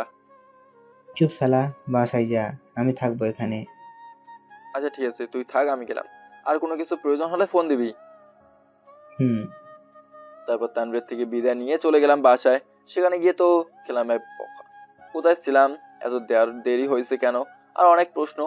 পরে তাদের বলি একটা ভাই অ্যাক্সিডেন্ট হয়েছে আর আমাকে ওইখানেই ভাইয়ের সাথে থাকতে হয়েছে। তারপর চলে যাই রুমে, আর সেখানে গিয়ে লেটিয়ে পড়ি আর দিলাম ঘুম। সকালবেলা আজকে কেন জানি ঘুম ভেঙে গেল, তাই আমি উঠে ফ্রেশ হয়ে নেই। এরপর রেডি হয়ে চশমা নিয়ে নিচে চলে যাই। তারপর নাস্তা করে আম্মু আব্বু থেকে বিদায় নিয়ে কলেজের জন্য বেরিয়ে পড়ি। কলেজে যেতে যেতে সিয়াম ভাইয়ের কথা মনে পড়লো, তাই চিন্তা করলাম কলেজ শেষ করে তার সাথে দেখা করব। তবে সকালে একবার কথা হয়েছিল, তবুও দেখা তো করা লাগবেই। আমি কলেজের দিকে গেলাম, দেখলাম সেখানে 7টা কালো কার দাঁড়িয়ে আছে, মনে হয় কেউ আসছে, তাতে আমার কি। আমিও ক্যাম্পাসের দিকে হাঁটতে লাগলাম, তবে খেয়াল করলাম অনেকে আমার দিকে তাকিয়ে আছে। এখন প্রশ্ন হলো, আমি তো এখানে এখন আর নতুন না, তাহলে কেন তাকালো তারা? বাদ দিই, আমি একটু চিল করি। হঠাৎ আমার সামনে লিটন ভাই আর তার বোন ফারিয়া এসে পড়লো। পরে মনে পড়লো কালকের ঘটনার কথাটা। সাথে সাথে লিটন রেগে এসে আমার কলার ধরে ফেলে আর পকেট থেকে পিস্তল বের করে আমার দিকে তাক করে। এই জানোয়ারের বাচ্চা, তুই আমার বোনের সাথে অসভ্যতামি করছিস, আজকে তোকে মেরেই ফেলবো। লিটন আমার কলার ধরে আছে, সে আমাকে টানতে টানতে তার গাড়িতে উঠায়, তবে সে টানা লাগে নাই, আমি নিজেই উঠে পড়ি। আজকে যেহেতু তাদের সাথে আছি, মানে আমরা আজকেও ক্লাস মিস। লিটনের সাথে তার বোন ফারিয়াও গাড়িতে উঠলো। আমি ফারিয়া লিটনের গাড়িতেই আছি, কোনো ভয় বা চিন্তা কাজ করতেছে না, জাস্ট নর্মালভাবেই আছি, মনে হয় কিছুই হচ্ছে না। ভাইয়া, আজকে এই খ্যাতটাকে শেষ করেই ছাড়বা। কেন গো, আমি মরলে তোমার কষ্ট হবে না? তুই আমার সামনে আমার বোনের সাথে এইভাবে কথা বলতেছিস, আজকে তোর মৃত্যু অনিবার্য। আমি একটা মুচকে হেসে দিলাম। হাই খ্যাত, তোর ভয় লাগতেছে না? কেমন ছেলে তুই? আমরা তোকে মারতে নিয়ে যাচ্ছি আর তুই এইভাবে একদম ঠান্ডাভাবেই বসে আছিস। কি করব, মরবই যেহেতু, তাই হেসে মরতে চাই। কিছুক্ষণ পরে আমাকে একটা নির্জন জায়গায় নিয়ে আসা হয়, যেখানে আছে বালি আর বালি। আমাকে তারা টানতে টানতে বালির উপরে ছুড়ে মারে আর আমিও পড়ে যাই। আমার অবস্থা দেখে সেখানে থাকা ফারি ও লিটনের গ্যাং মেম্বাররা মজা নিচ্ছে, আর আমি চুপচাপ আছি। কি করবে বলেন, নিরীহ একটা ছেলে আমি তো আর তাদের সাথে পারবো না, তাই আর কি চুপচাপ আছি। সেখান থেকে দুটো গার্ড এসে আমাকে সেই বালির মাঠে বসিয়ে দেয়, আর সেখানে থেকে গার্ডগুলো আমাকে ঘিরে তাদের হাতের পিস্তল তাক করে আমার দিকে। কি এখন কেমন লাগছে? এইবার বুঝছিস এই ফারিয়া কে জিনিস? কাল তুই আমাকে জোর করে কিস করছিস, তাই না? আমার উপর কারোর ছায়া পড়তে পারে না, আর তুই তো কাল অনেক বড় জঘন্য কাজ করে বসে আছিস। বল, তোর শেষ ইচ্ছা আছে কিনা, নাকি ডাইরেক্ট উপরে যাবি? আমার ইচ্ছা বাদ দেন, আপনাদের কোনো ইচ্ছা আছে কিনা বলেন তো। এই, তুই নিজের মৃত্যুতে আমাদের ইচ্ছা কেন জিজ্ঞেস করতেছিস? না, এমনি। ভাইয়া, আমি ওকেও নিজে হাতে মারতে চাই। তখনই লিটনের মোবাইলে কল আসে। হ্যালো ভাই, কেমন আছেন? কি খবর আপনার? শরীর ঠিক আছে তো?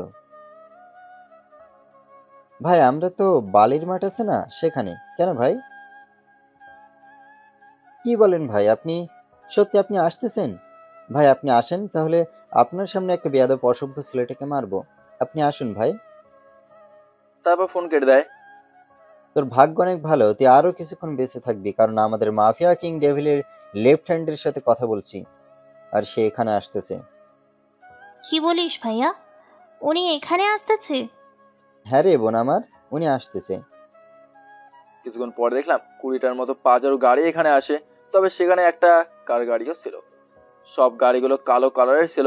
গাড়িগুলো থেকে অনেকগুলো গার্ড বের হয়, বলতে গেলে প্রায় 40-50 জনের মতো হবে, বা আরও বেশিও হতে পারে, যাদের হাতে আছে বিভিন্ন রকমের অস্ত্র, যেমন ছুরি, পিস্তল, রাইফেল, শটগান, তবে সব আধুনিক অস্ত্র। এখানে প্রাচীন কালের কোনো কিছুই নাই। সেখানে কার গাড়ি থেকে একজন বের হয়, সাথে সাথে আমি বসা অবস্থায় মাথা নিচু করে রাখি আর তাদের কথা শুনতে থাকি। ভাই, আমি বিশ্বাস করতে পারছি না আপনি আমার সামনে। তো কি অবস্থা তোর? আর ফারিয়া কেমন আছিস বোন? এই তো ভালো। ভাইয়া, আপনি ডেভিলকে দেখেছেন? আমরা 3 জন মিলে আমাদের মাফিয়া গ্যাং গঠন করলাম, আর আমি হলাম ডেভিলের লেফট হ্যান্ড। তাহলে ডেভিলের রাইট হ্যান্ড কে ভাই? তার নাম বলা যাবে না। ডেভিল বলে রাখছে তারা দুজনে আড়ালে থাকতে চায়, আর আমাদের যা বলবে তাই আমাদের করতে হবে। আচ্ছা, কে ফারিয়ার সাথে অসভ্যতামি করেছে? আমি সেই ছেলেটাকে দেখতে চাই। এই যে বালিতে মাথা নিচু করে বসে আছে, সেই ছেলেটা। তারপর তারা আমার কাছে আসতে লাগে। আমি তো চুপচাপ নিষ্পাপ শিশুর মতোই মাথা নিচু করে বসে আছি। কি বা করবো আমি? তাহলে তুই সেই ছেলে যে এই এলাকার মাফিয়ার বোনের সাথে অসভ্যতামি করছিস? মানুষ কি করে এত বোকামি করে? দেখি তো তোর চাঁদ মুখখানি।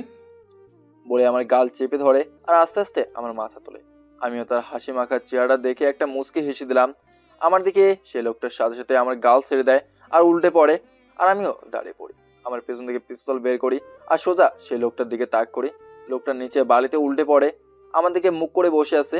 আর বাকিরা এই কাণ্ড দেখে অবাক হয়ে গেল। কেমন আছিস পিন্টু ভাই? সবাই আমার কাণ্ড দেখে হা হয়ে আছে, বিশেষ করে লিটন ও তার বোন ফারিয়া।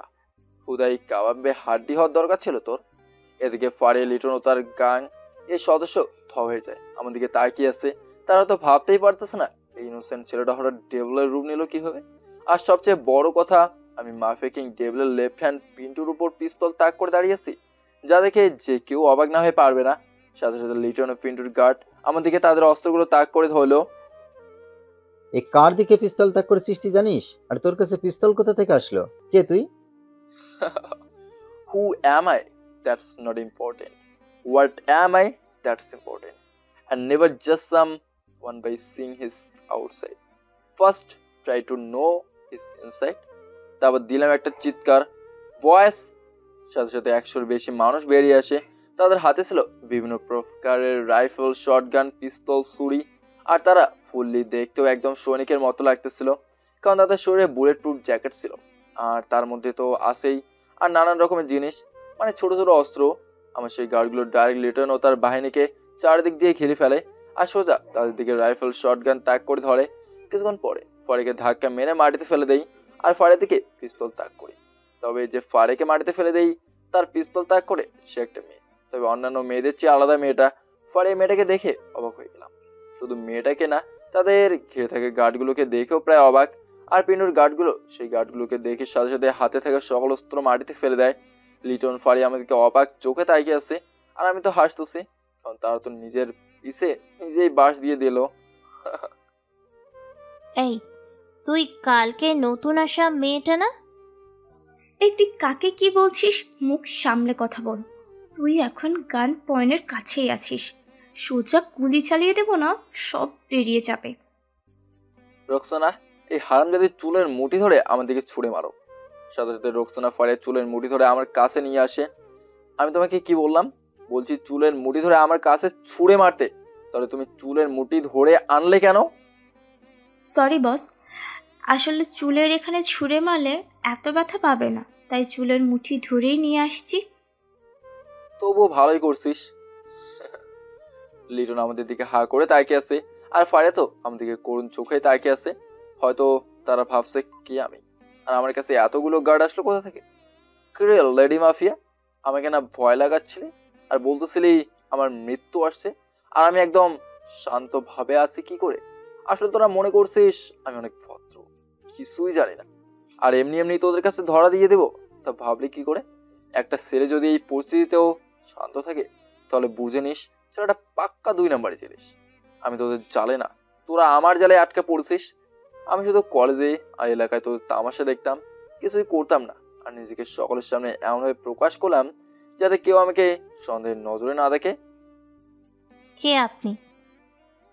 ওলে ওলে বাবালে, হঠাৎ তুই থেকে আপনি হয়ে গেলাম কি করে? মামনি ভয় পাইছো মনে হয়। আসলে ভদ্রতা দেখাইছি বলেই তো ধোকা খেয়ে গেলা। দিস ইজ কল্ড অন্তর্স ইলিউশন, আর আমার মায়ের ধোকায় তো খাবেই। আর কি মনে করছিস তুই নিজেকে? কে তুই?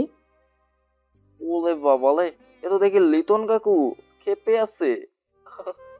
সাথে সাথে পকেট থেকে সিগারেট বের করে তা ধরে নেই আর মজা করে টানতে থাকি। আমি তো সাধারণ ভদ্র ছেলে, যে সবার বিপদে এগিয়ে আসে, মানুষের ভালোবাসা পাওয়ার জন্য পাগল, আর নিজেকে পরিবারী করে রাখতে পছন্দ করে।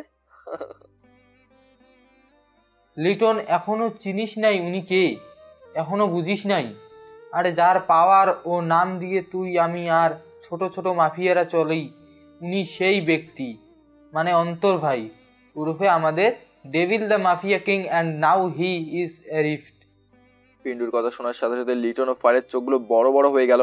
তারা তো ভাবতেই পারে নাই তারা এত বড় ধরনের ধোঁকা খাবে যে ছেলেটাকে তারা খ্যাত ছোট লোক মনে করতো বা যাকে তারা অতি সাধারণ মনে করে নিচু চোখে দেখতো আর যার সাথে অ্যাটিটিউড দেখাইছে আর সেই ছেলেটা তাদের বাপ হবে।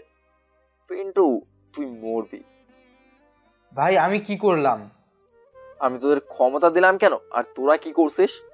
ভয়েস, আমি আর রোকসানা সারা সবার দিকে তোমাকে বন্দুকগুলো তাক করো। সাথে সাথে আমার গার্ডগুলো আমাকে আর রোকসানাকে সারা বাকি সবার দিকে বন্দুক তাক করে দাঁড়ায় এবং কি পিন্টু তার ছেলে পেলের দিকেও। জানোয়ারের বাচ্চাগুলো, তোদের পাওয়ার কেন দেওয়া হলো? ভুলে গেছিস সব? আমাদের উদ্দেশ্য কি ছিল সব ভুলে গেছিস তোরা? ভাই আমি কিছুই জানি না, আমি কালই দেশে ফিরেছি। কেয়ারলেস হলি কেন? এখন পস্তাতে হবে তোদের। Voice, hold your weapon.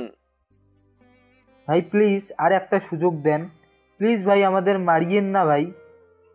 ভুল যেহেতু করছিস এবার শাস্তি পাইতে হবে। লিটন সাথে সাথে দৌড়ে এসে আমার পায়ের উপর জাপটে পড়ে। ভাই আমাকে ক্ষমা করে দেন ভাই, আমি আমার পাওয়ার পেয়ে এমন হয়ে গেছিলাম।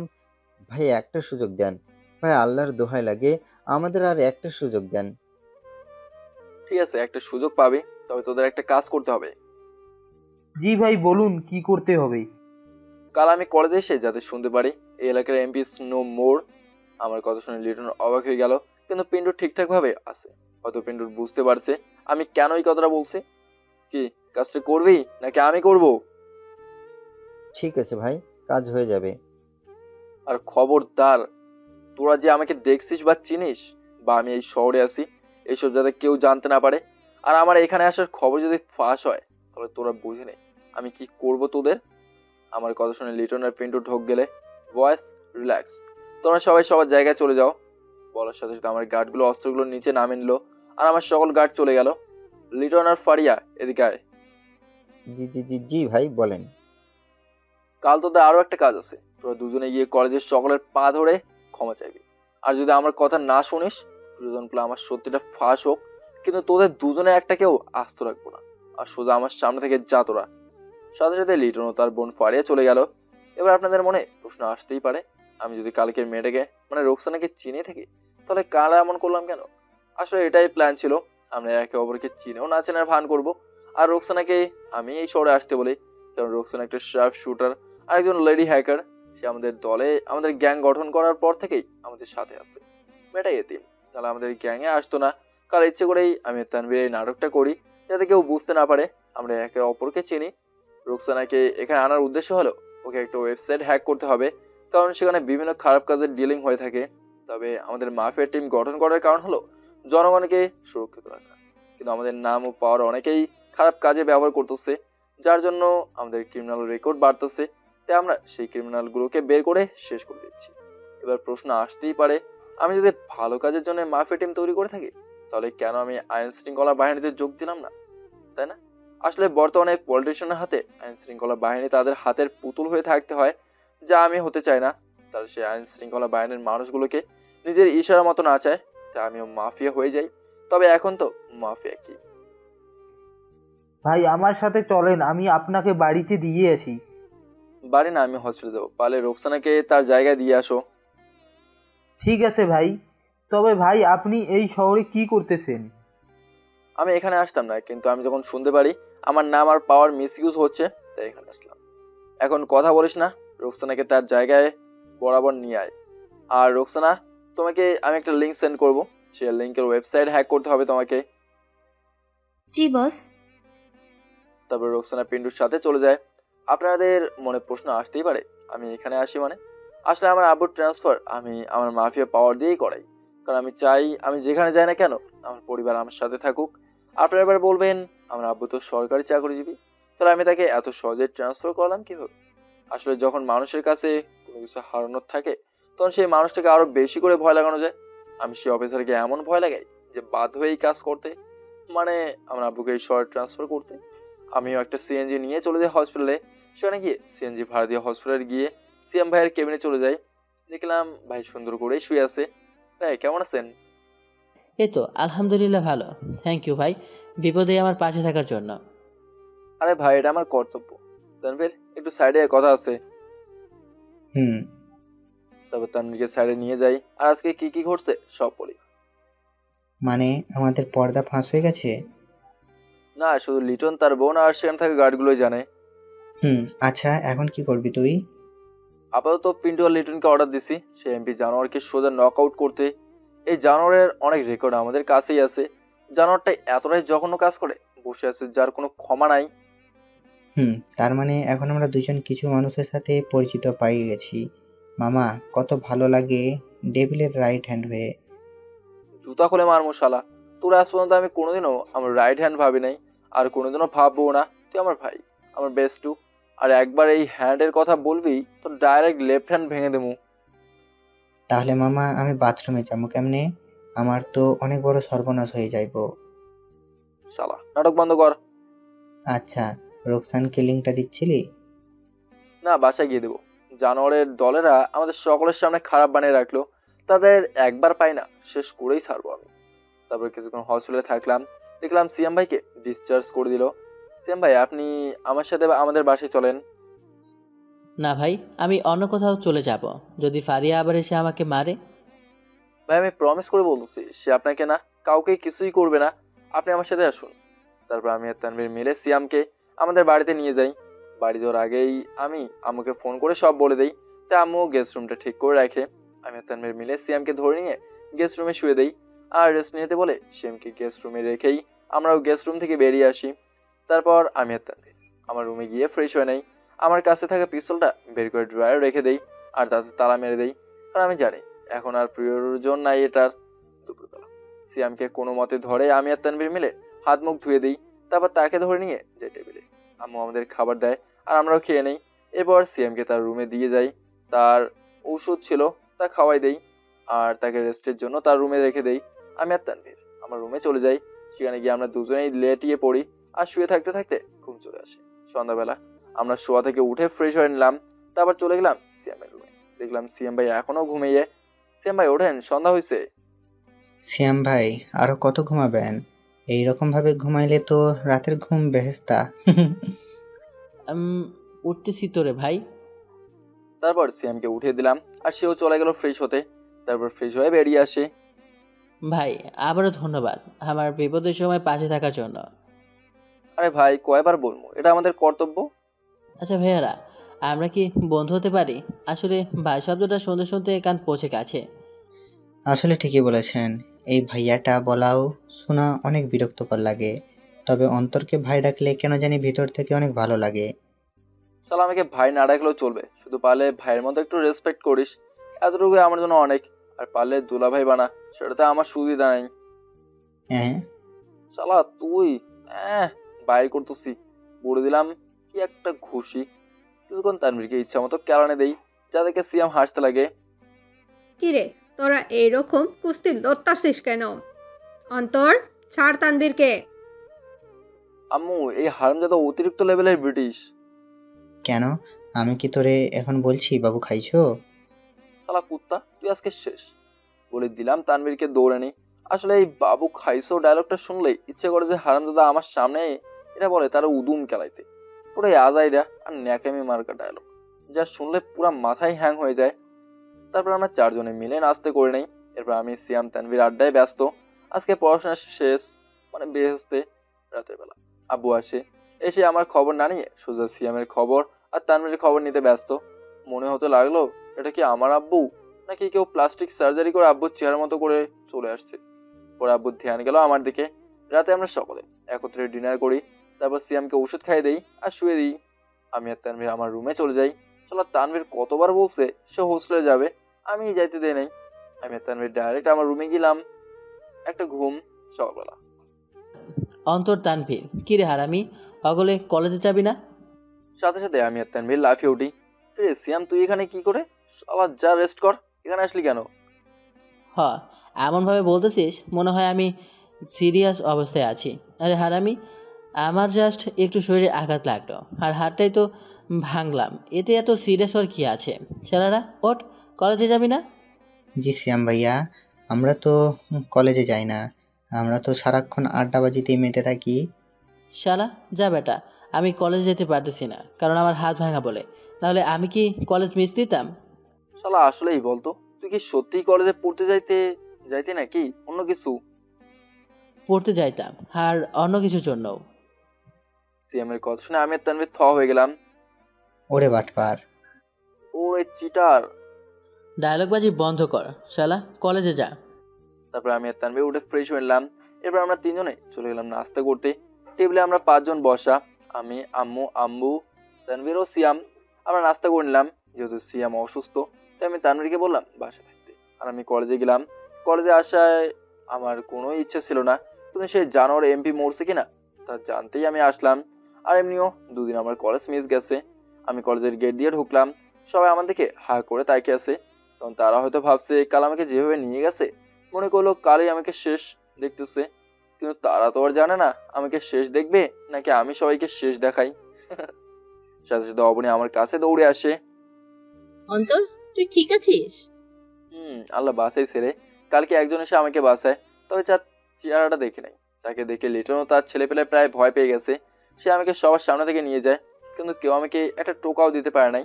আমি আরো দেখলাম সেই ছেলেটাকে দেখে প্রায় সকলেই ভয় পেয়ে গেছে, কিন্তু দুঃখের কথা সে হুডি আর মাস্ক পরে থাকার কারণে তার চেহারা দেখতে পারে নাই। আমি জানি আমাকে লিটন ভাই যেভাবে নিয়ে গেছে, আমি তো মনে করছিলাম আমি শেষ।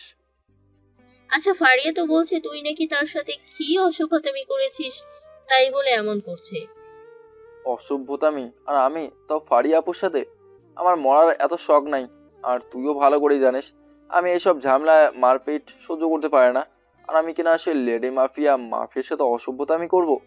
কাল ভুল করে ওনার সাথে একটা ধাক্কা খাইছিলাম, সেটাতে উনি খেপে যায়। আর কাল তো আমাকে যেভাবে নিয়ে গেছে, আমার তো মনে হয়েছিল এই শেষ দেখা দেখলাম তোদের, কিন্তু আল্লাহ আমাকে বাঁচাইছে। যাক বাবা, তবে আমার মনে হয় সেই ছেলেটা আর কেউ না, মাফিয়া কিং ডেভিল।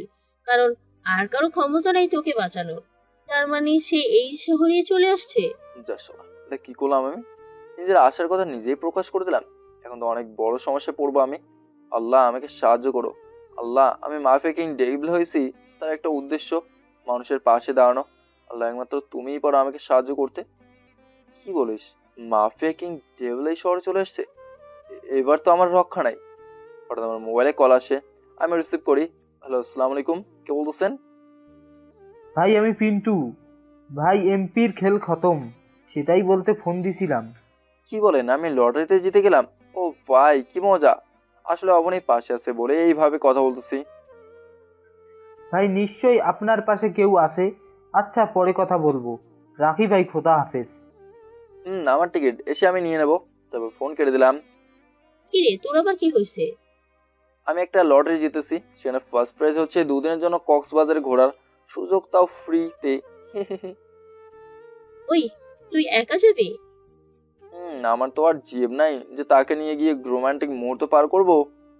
সারাক্ষণ জিএব করিস, বান্ধবীকে নিয়ে গেলে কি হয়? আচ্ছা যা, নিব তোরে। খুশি? কবে যাবি সেটা বল। চিন্তা করিস না, গেলে তোকেও নিয়ে যাব। কিছুক্ষণ পরে একটা কালো গাড়ি আসে আর সোজা ক্যাম্পাসে থামে। সে গাড়ি থেকে লিটন ও ফারিয়া বের হয়। তাদেরকে আমিও নাটক শুরু করে দিলাম। আমি শুধু অবনীর পিছন লুকিয়ে পড়ি। কিরে, তুই আমার পিছে গেলি কেন? অবনী, আমাকে ওরা মারতে আসতেছে, প্লিজ আমাকে বাঁচা। আসলে এরা আমাকে মারবে। ওটা জোক। এরা আমার কাছে আসতে গেলেও গুলি খেয়ে মরে পড়ে থাকবে, কারণ ক্যাম্পাসেই আমার কিছু গার্ড ছদ্মবেশী আকারে ঘুরে বেড়াচ্ছে। সন্দেহজনক কেউকে দেখলে তার দিকে নজরদারি শুরু করে দেবে, আর যদি সিরিয়াস কিছু পায় তাহলে কথা ছাড়াই গুলি করে দেবে। ক্যাম্পাসের সকলে লিটন ও তার বোনের দিকে তাকিয়ে আসছে, আর আমার দিকেও। তারা তো ভাবছে লিটন ও ফারিয়ে আসছে আমাকে মারতে, কিন্তু তারা তো আর জানে না যে যাকে তারা সিধা সাদা ভদ্র ছেলে মনে করছে, আসলে সে একটা ছদ্মবেশী শয়তান। আমি আপনাদের সকলের কাছে কিছু কথা বলতে চাই। এতদিন আমিও আমার বোন আপনাদের উপর অনেক অন্যায় করে ঘুরে বেড়ালাম, কিন্তু কাল আমি রিয়েলাইজ করলাম আমি আপনাদের সাথে অন্যায় করছি। আজ আপনাদের জায়গায় আমি হলে আমরাও অনেক কষ্ট পেতাম। তাই আমিও আমার বোন ফারিয়া সবার কাছ থেকে ক্ষমা চাচ্ছি। আমি অবনীর পিছন থেকে ঈশ্বরের সাহায্য বললাম, স্যার ম্যাডামদের পা ধরে ক্ষমা চাইতে। সাথে সাথে তারাও লেগে পড়ে, নাহলে তো গোপনে বা প্রকাশে হোক তাদের সোজা নক আউট করে দিতাম। অন্তর, এটা কি হলো রে? আমিও তো থ হয়ে গেলাম কাণ্ডটা দেখে, কিন্তু হঠাৎ তারা এত পরিবর্তন হয়ে গেল কিভাবে? মনে হয় কেউ তোদের ডোজ দিছে। ঠিকই বুঝছিস বান্ধবী, তাদের সেই লেভেলের ভয়ের ডোজ দেওয়া হয়। কিছুক্ষণ পরে একটা ছেলে চিৎকার করে উঠে। আমি তো প্রায় ভয় পেয়ে গেলাম। সেটা দৌড়ে আমাদের কাছে আসে আর বলে, আমাদের সে এলাকার সেই জানোয়ার এমপি খুন হয়েছে। এই কথাটা শোনার পর সবাই অবাক হয়ে গেল, কারণ তারা ভাবতেও পারে নাই মাফিয়া কিং ডেভিলের সাথে যার কন্ট্রাক্ট আছে সে কিনা খুন হবে। আসলে আগেই বলেছিলাম এই জানোয়ারকে আমি চিনিই না, সে নিজেকে মাফিয়া কিং ডেভিলের লোক বলে পরিচয় দিছে আর কুকাস করে বেড়াইছে, কিন্তু সে তো আর জানে না ডেভিলের উদ্দেশ্য কি। তাই সে আমার নাম মিসইউজ করে মরতে হয়েছে। I am devil for devils. Abani, এটা কি বললো সে?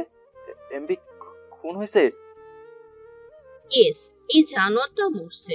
যাক, আজ অনেক ভালো লাগতেছে, আমরাও ন্যায় বিচার পেয়ে গেলাম। এমপির মৃত্যুর খবর শুনে সকলে তো খুশি, কারণ এমপি মানুষটা তো খারাপ, তাই কেউ তার মৃত্যুতে আফসোস করলো না। আমি ডেভিল হওয়ার মূল উদ্দেশ্যটা হলো নিরীহ মানুষের পাশে দাঁড়ানো ও তাদের ন্যায় বিচার পাইয়ে দেওয়া। তবে ন্যায় বিচার না পাইয়ে দিতে পারলেও ন্যায় বিচার তো করতে পারলাম। আজ সত্যি অনেক ভালো লাগতেছে, কারণ আজ আমি গোটা কলেজের মানুষের মুখের হাসির কারণ। সত্যি আজ মনে মনে হচ্ছে আমার ডেভিল হওয়ার সার্থক হয়েছে। আজ আমার কারণে লিটন ও ফারিয়ার মাফিয়াগিরি বন্ধ হয়ে গেল, আর জানোয়ার এমপিও খতম। আজ সকলেই মহা খুশি, কারণ তারা এখন থেকে স্বাধীনভাবে চলতে পারবে, বলতে পারবে, মজা করতে পারবে, আর কেউ তাদের আটকাতে পারবে না। এভাবেই ছদ্মবেশী ডেভিল মানে সকলের সামনে ইনোসেন্ট হয়ে 3টা মাস কাটিয়ে দিলাম। 3 মাস পর আমি, সিয়াম, তানভীর, অবনী, রোকসানা আমরা 5 জনে ক্যাম্পাসে বসে আড্ডা দিচ্ছি। তানভীর বলে ওঠে, অন্তর, আমি কিছুদিনের জন্য চট্টগ্রাম যাব। কেন? সেখানে কি আছে রে তোর? শালা, আমার অনেক সার্টিফিকেট সেখানে, তাই গিয়ে সার্টিফিকেট নিয়ে আরো কয়েকদিন ঘুরে আসি। নাকি তুই আর অন্তর মিলে কক্সবাজার যাওয়ার প্ল্যান করতেছিস? এই হারামি বলছিল আমাকে নিয়ে যাবে, কিন্তু এখন পর্যন্ত নিল না। আরে খোদা, মাইয়া এমন ভান করতেছে মনে হয় আমি তার কোনো যুগের বিয়ে লাগি। তো লাগিস না তুই। আর বিএফ শুধু গার্লফ্রেন্ড হয় নাকি, বেস্ট ফ্রেন্ডও হয়। এই রে অবনী, আমি তো মনে করলাম তুই আমাকে প্রপোজ করবি, কিন্তু তুই তো আমাকে 2 কেজি শেখা দিয়ে দিলি। হঠাৎ ফারিয়ার আগমন। তবে সে এখন গার্ড ছাড়াই চলাচল করে, কারণ কলেজে আবার কিসের গার্ড লাগে? কোথায় শো আপ করে লাভ আছে? অন্ত, তোমাকে আমার কিছু বলার আছে। আমাকে আমাকে আবার কি বলবেন আপু? কি নাটকটাই করে রে বাবা রে, যে কেউ ধোকা না খেয়ে পারবে না। এই শয়তানটা তো এই কয়েক মাসে সকলের মন জয় করে বসে আছে, কিন্তু সবাই তো আর জানে না এই আসলেই একটা ভদ্র শয়তান। আমি দেখলাম ফারিয়া কি ভাবতেছে। আপু কিছু বলবেন? একটু সাইডে আসবা প্লিজ? ফারিয়া আমাকে সাইডে কেন ডাকতেছে? নাকি কোনো গোপন কথা বলতেছে? না, যেতে তো হচ্ছে। আমিও ফারিয়ার সাথে কলেজের এক সাইডে গেলাম। বলেন কি বলবেন? এরপর যা করলো তার জন্য আমি মোটেও প্রস্তুত ছিলাম না। ফারিয়া সোজা আমাকে দেওয়ালের সাথে ধাক্কা দেয়, আর সে আমাকে জাপটে ধরে। এই বেয়াদব মেয়ে, কি করতেছিস তুই? আমি বেয়াদব তাই না? তাই তো কেউ আমাকে জোর করে কিস করে। আমি কথাটা শুনে চুপ হয়ে গেলাম। আসলে রাগের মাথায় আমি কখন কি করি আমি নিজেও জানি না, আর সেটা আমি ভুল করেই এমনটা করে ফেলি। তোমার এই কিসটার জন্যই আমার সব সম্মান চলে গেছে। আমি এখন সমাজে মুখ দেখাতে পারি না, সবাই জেনে গেছে তুমি আমাকে কিস করছো। আর ওই জাস্ট একটা অ্যাক্সিডেন্ট ছিল, আর রাগের মাথায় আমি কখন কি করি নিজেও জানি না, আর তার জন্য সরি। তোমার সরির গোষ্ঠীরে আমি কি লাই? আমার সব শেষ করে দিলা তুমি, এখন আমাকে বিয়ে করতে হবে তোমাকে। ফারিয়ার মুখ দিয়ে বিয়ের কথা শুনে থ হয়ে গেলাম। সেদিন রাগের মাথায় আমি একটা ভুল করলাম, আর এখন সে ডাইরেক্ট বিয়ে পর্যন্ত চলে গেল। আল্লাহ, আমাকে বাঁচাও। তোমার জন্য আমার সব শেষ হয়ে গেল, এখন আমাকে তোমার বিয়ে করতেই হবে, না হলে আমি সুসাইড করব। এই স্যামরি, কি মনে করিস তুই নিজেকে? হ্যাঁ, সুন্দরভাবে কথা বলতেছি তো তাই এমন করছিস? সোজা বলতেছি, আমার পিছে লাগিস না। আর কথা হলো বিয়ের, আমার কি চয়েস এতই খারাপ যে তোকে বিয়ে করব? আর তুই কি মেয়ে? একবার নিজের দিকে দেখ, আর কোন দিক দিয়ে মেয়ে লাগিস তুই? আমি কেন? কেউ তোকে বিয়ে করবে না, কারণ তুই তো মেয়েই না। কি? আমি মেয়ে না? আই, তুই কিভাবে এই কথাটা বললি? আমি মেয়ে না? কোন দিক দিয়ে মেয়ে মনে হয় তোকে? নিজের দিকে দেখ, সেই ছেলেদের মতোই তো শার্ট প্যান্ট পরে আসিস। যে ছেলেদের মতো শার্ট প্যান্ট পরে গুন্ডামি করে বেড়ায়, সে কি করে মেয়ে হতে পারে? ঠিক আছে, আমি যদি আমার ড্রেস আপ চেঞ্জ করি তাহলে তো বিয়ে করবা আমাকে, তাই না? বিয়ে আর তোর মতো মেয়েকে আমার পুরো কথা শেষ করতে না দিয়ে পরে তার ঠোঁট জোড়া দিয়ে আমার ঠোঁট জোড়া দখল করে নিল। প্রায় 3-4 মিনিট পর আমাকে ছেড়ে দেয়, আর আমি তো হাঁপাচ্ছি, সাথে ফারিয়াও। এই জানোয়ার বাচ্চা, এটা তুই কী করলি? আমি নয় ভুল করে সেদিন এই কাজটা করলাম, কিন্তু তুই এটা করলি কেন? সেই দিন আমাকে দিলা, তাই এখন আমিও দিয়ে দিলাম আর কি। জানোয়ারের বাচ্চা, তোকে তো আমি আরও একটা চাই নাকি গো? না বলে দিলাম দৌড়। আজ প্রথম আমি কোনো কারো ভয়ে দৌড়ালাম, ইজ্জতের ফালুদা হয়ে গেল। যে ছেলের ভয়ে গোটা আন্ডারওয়ার্ল্ড ভয়ে থাকে, আর সেই ছেলে কিনা একটা মেয়ের ভয়ে দৌড়ে দিল। এক থু অন্তর তোর উপর। আমি ডাইরেক্ট ক্যাম্পাস দিয়ে দৌড়ালাম। আমার দৌড় দেখে আমার বন্ধু বান্ধবীরা থ হয়ে গেল। এই অনন্ত, এইভাবে কুকুরের মতো দৌড়ে কই যাস তুই? কুত্তি দৌড়ে এনে দিল, তাই আমিও কুকুরের মতো দৌড়ে বাসায় যাচ্ছি বলে দিলাম আরও জোরে দৌড়। আর এক দৌড়ে ডাইরেক্ট বাসায় গিয়ে সোজা রুমে চলে যাই। সেখানে গিয়ে খেয়াল করলাম ঘামে আমি কায়লা হয়ে গেছি, তাই চলে গেলাম গোসল করতে। গোসল শেষ করে খাটে একটু শুয়ে পড়ি। আর আজকে ফারি আমার সাথে কী করলো তা ভাবতে লাগি। কিছুক্ষণ পর আম্মু খাবারের জন্য ডাক দেয়, আমি সেখানে গিয়ে খাবার খেতে লাগি। কিরে আব্বু, তোকে একটু চিন্তিত মনে হচ্ছে? কিছু না আম্মু, এমনি। তারপর খাবার খেয়ে নিলাম। খাবার শেষ করে রুমে চলে এলাম। দৌড়ানোর জন্য প্রচুর ক্লান্ত আমি, তাই চিন্তা করলাম একটা পানির ন্যাপ নেওয়া উচিত। তাই আমি লেটিয়ে পড়ি খাটে, আর চোখ বন্ধ করে রাখি। আর কখন ঘুমের রাজ্যে চলে যাই নিজেও জানি না। সন্ধ্যাবেলা আমার ঘুম ভাঙলো, তবে চোখ বন্ধ করে আসি। আসলে শরীরে আলসতা চলে আসে, কিন্তু খেয়াল করলাম আমার শরীর ভারী হয়ে আছে। রে ভাই, এমন কেন মনে হচ্ছে? আমার ওজন বেড়ে গেল নাকি? আমি কি দুপুরে বেশি খেয়ে ফেললাম? আর একবেলায় খেয়ে কেউ ওজন বাড়তে পারে নাকি? হঠাৎ কারোর ঠোঁটের ছোঁয়া আমার গালে অনুভব করলাম, সাথে সাথে লাফিয়ে উঠি। আচ্ছা দেখলাম, অবাক না হয়ে পারলাম না আমি, কারণ এতক্ষণ ফাড়ি আমার উপরে শুয়েছিল। আর আমি লাফিয়ে উঠাতে সেও চমকে যায়। এই তুই এখানে কি করিস? বারে, আমি আমার শ্বশুর বাড়িতে আসতে পারি না? কিসের বাড়ি? শ্বশুর বাড়ি আর কি। তুই আমাদের বাড়িতে আসলি কি করে? আর আমাদের বাড়িতে ঢুকলেই বা কি করে? জানোয়ারের বাচ্চা, আমার আম্মুকে কি করছিস তুই? আরে আম্মুই তো দরজা খুলে আমাকে বাড়িতে ঢুকতে দেয়। আম্মু দরজা খুলে ঢুকতে দিচ্ছে মানে? এক মিনিট, কি বললি তুই? আম্মু মানে? এই তুই কাকে আম্মু ডাকতেছিস? দাঁড়াও দেখাচ্ছি কাকে আম্মু ডাকতেছি। আম্মু! এই সেমনি চিৎকার দিচ্ছিস কেন? সাথে সাথে আম্মুর আগমন। আম্মু, এই মেয়েটা এখানে কি করতেছে? আর সবচেয়ে বড় কথা, এই মেয়েটা আমাদের বাড়িতে কি করতেছে? দাঁড়া দেখাচ্ছি বলে আমার রুমে একটা শালা ঝাড়ু ছিল, সেটা হাতে নেয়। আম্মু, তুমি এটা হাতে নিলে কেন? শয়তান ছেলে, তোর খবর করার জন্য এটা হাতে নিছি। বলে ঝাড়ু নিয়ে আমাকে দিল দৌড়ে নেই, আর কাছে পেয়ে যায়। আর সেই ঝাড়ুটা দিয়ে ইচ্ছা মতো মারতে থাকে। শয়তান ছেলে, তুই একটা মেয়ের সাথে রিলেশন করে এখন তাকে ছেড়ে দিছিস, তাই না? রিলেশন কি টাইম পাসের জিনিস? বিশ্বাস করেন রাসেল ভাই, তো খুব বিশ্বাস করো আম্মু, আমি এই মেয়ের সাথে কোনো রিলেশন করি নাই। ওরা আমি কেন, আমার 14 গোষ্ঠীর সাথে যাইতেও পারবে না আম্মু, কারণ সে আমার কথা শেষ করে আগে ফাড়ি আমার কথার মাঝে বলতে লাগে, আম্মু দেখো আমার সাথে রিলেশন করে এখন আমাকে এইভাবে অবহেলা করতেছে। আম্মু, আমি কিন্তু সুসাইড করব। ফারিয়া মামনি, তুই আমাকে আম্মু ডাকছিস, আর যদি মরতে হয় তাহলে এই ফাজিলটাই মরবে, তুই না। তুই আমার সাথে আয়, তুই নাস্তা করব। আর তুই আজ থেকে এই ঘরে কিছুই পাবি না। আম্মু বিশ্বাস করো, এই মেয়েটা মিথ্যা বলছে। আম্মু, আমি এই মেয়ের সাথে কেন, কোনো ছেলেই এই মেয়ের পিছে লাগবার মতো সাহস পাবে না। আমি এই মেয়েটা ঢাকার। আম্মু দেখো আমাকে কিভাবে কথা শোনাচ্ছে। তুই আমার মেয়েকে এভাবে কথা শোনাচ্ছিস কেন? এই তোমার মেয়ে মানে? হ্যাঁ, ও আজ থেকে আমার মেয়ে, আর তুই আমার ছেলে না। আম্মু, মেয়ে পেয়ে ছেলেকে ভুলে গেলা? চুপ, একদম কথায় কথা বলবি না। আর ফারিয়া মামনি, তুমি আমার সাথে চলো, আমরা নাস্তা করব। তারপর আম্মু চলে গেল। জানোয়ারের বাচ্চা, তুই আমার বাসায় এসে আমার আম্মুর আদর থেকে আমাকে বঞ্চিত করলি, তোকে এর ফল পেতে হবে। আমি কই তোমার আম্মুর আদর থেকে তোমাকে বঞ্চিত করলাম? দেখলি না আম্মু আমার সাথে কেমন ব্যবহার করলো, তাও তোর জন্য। তোকে তো আমি বলে দিলাম দৌড়ানি, আর সেও দিল দৌড়, আর এক দৌড়ে রুম থেকে বেরিয়ে যায়। আজ এই মেয়েটা আমার বাড়িতেই আমাকে আমার আম্মুর আদর থেকে বঞ্চিত করে এতিম বানিয়ে দিল।